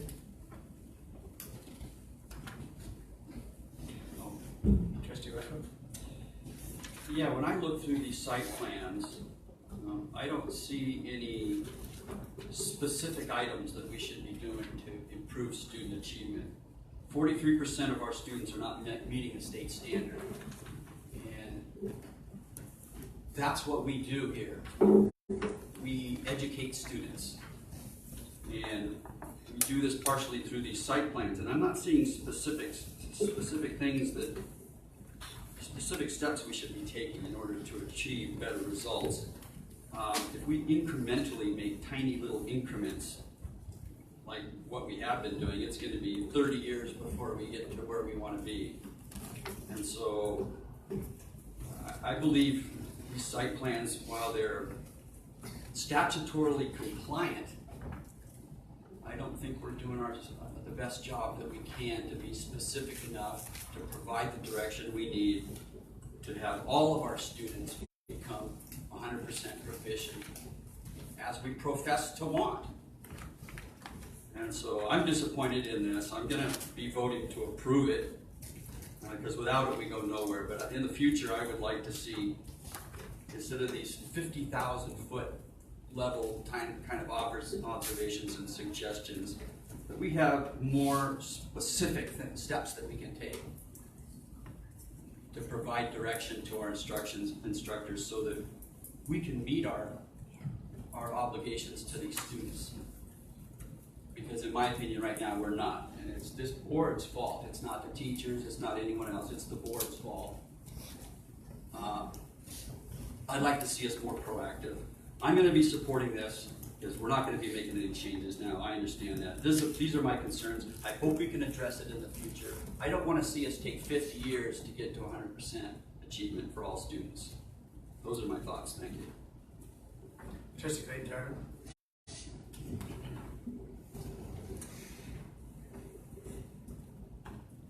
Well, that was just all kinds of, I'm not even sure where to go with that. Teachers teach in the classroom. It's their responsibility to give instruction. It's the student's responsibility to test and give the results, and they get results. We get results for their input into testing instruments. It's the parents' job to give their children support at home. It's the board's job to give guidance to our staff. We are not the teachers. The Board of Trustees, we're not the teachers. Our teachers help to create these plans. These are single plans for student achievement created at the school sites. We will never reach 100% on anything. That's not the way human beings work. And saying things like that only sets children up for failure because they're never going to meet it. I'm very proud of our students and our schools and our teachers, and I think we're doing an amazing job, and our scores are well above the county and state averages. And so it's just, you know, come on. Let's be realistic about what we do here in the Ocean View School District. The truth is that we're doing great things here, and these plans are thoughtfully put together at our school sites. I support them. I think they're great. Thank you to Dr. Hofer and her staff and all of the school site staff for what they're doing. I'd like to respond to that. Trustee Westphal. And I agree, 50%, 57% is a great number if you're one of those kids who are in the 57%. If you're one of the 43% not making the state standards, that's not good. That's not great. That's not satisfactory. And those are the kids that I'm interested in. Those are the ones that are struggling. Those are the ones that need to be addressed. And we're not doing it fast enough. We are doing it. And incrementally, it's going to take us a long time to get there at the rate we're going. And so, you know, I don't have all the answers, but I do have eyes and I can see where problems are. And so I'm identifying a problem. I'd like us to find a solution to that. I'm not an educator. I don't have all the solutions, but I can raise the red flag when it needs to be raised and not just pat myself on the back and say, we're okay because we're comparing ourselves to the other school districts that are doing just as poorly. And so I congratulate all of our educators and everyone involved in education who are doing the job that they are. I agree, we're never probably going to get 100%, but at 43% not making the state standards, to me, personally, that's not acceptable. I'm not trying to place blame on anyone in the district. I'm simply saying we can do a better job. And I would suggest a better job would be done with more specific details in these bottom level documents that are providing direction to our employees so that they know what to do. And I don't think there's enough specific stuff in here. I believe it covers us statutorily so that we're not going to get sued. I'd like to go the extra mile. I'd like to try to make that effort. Call the question. I'm sorry, that's out of order, Mr. Briscoe. I'd like to see us try to do a better job. Not today, speaking in the future. I hope my voice is heard, and I hope we can make an improvement, because to the 43% who are not making the state standards, I think they would disagree and say that that is not adequate. I put the blame directly on the board. This is where it starts. And so it's going to start with me. I'm willing to stand up and say, we can do better. Thank you.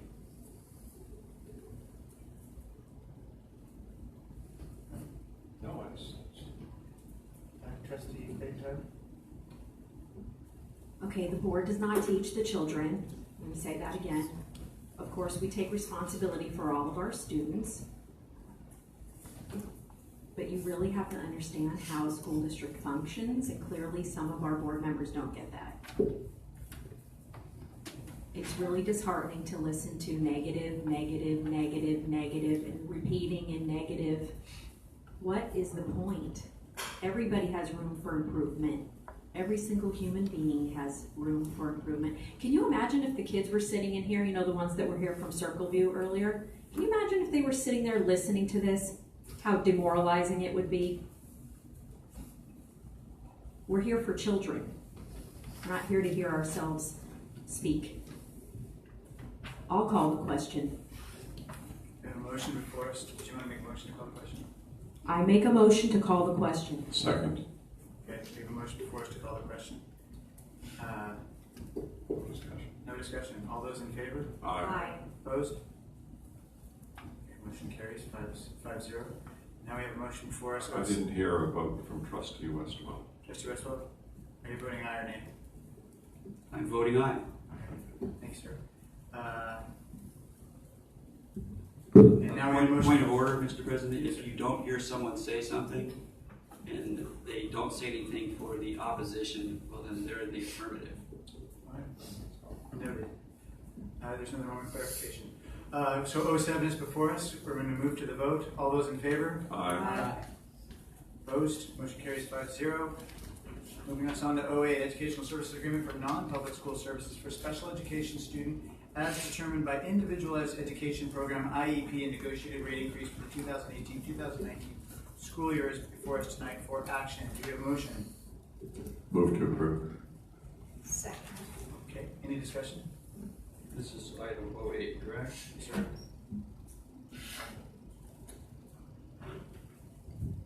None? Okay, hearing none, we'll go to the vote. All those in favor? Aye. Opposed? Motion carries 5-0. Moves on to 09, Educational Services Agreement for Transportation of Special Education Student as determined by Individualized Education Program, IEP, non-public school is before us tonight for action. Is there a motion? Move. Second. Okay. And any discussion? Hearing none, we'll go to the vote. All those in favor? Aye. Opposed? Motion carries 5-0. 010, Educational Services Agreement with Orange County Department of Education for History / Social Science Coaching and Content Development is before us tonight for action. Do we have a motion? Move to approve. Any discussion? Hearing none, we'll go to the vote. All those in favor? Aye. Opposed? Motion carries 5-0. And that brings us to 011, Educational Services Comprehensive School Safety Plans for 2018-2019 is before us tonight for action. Do we have a motion? Move to approve. I will second.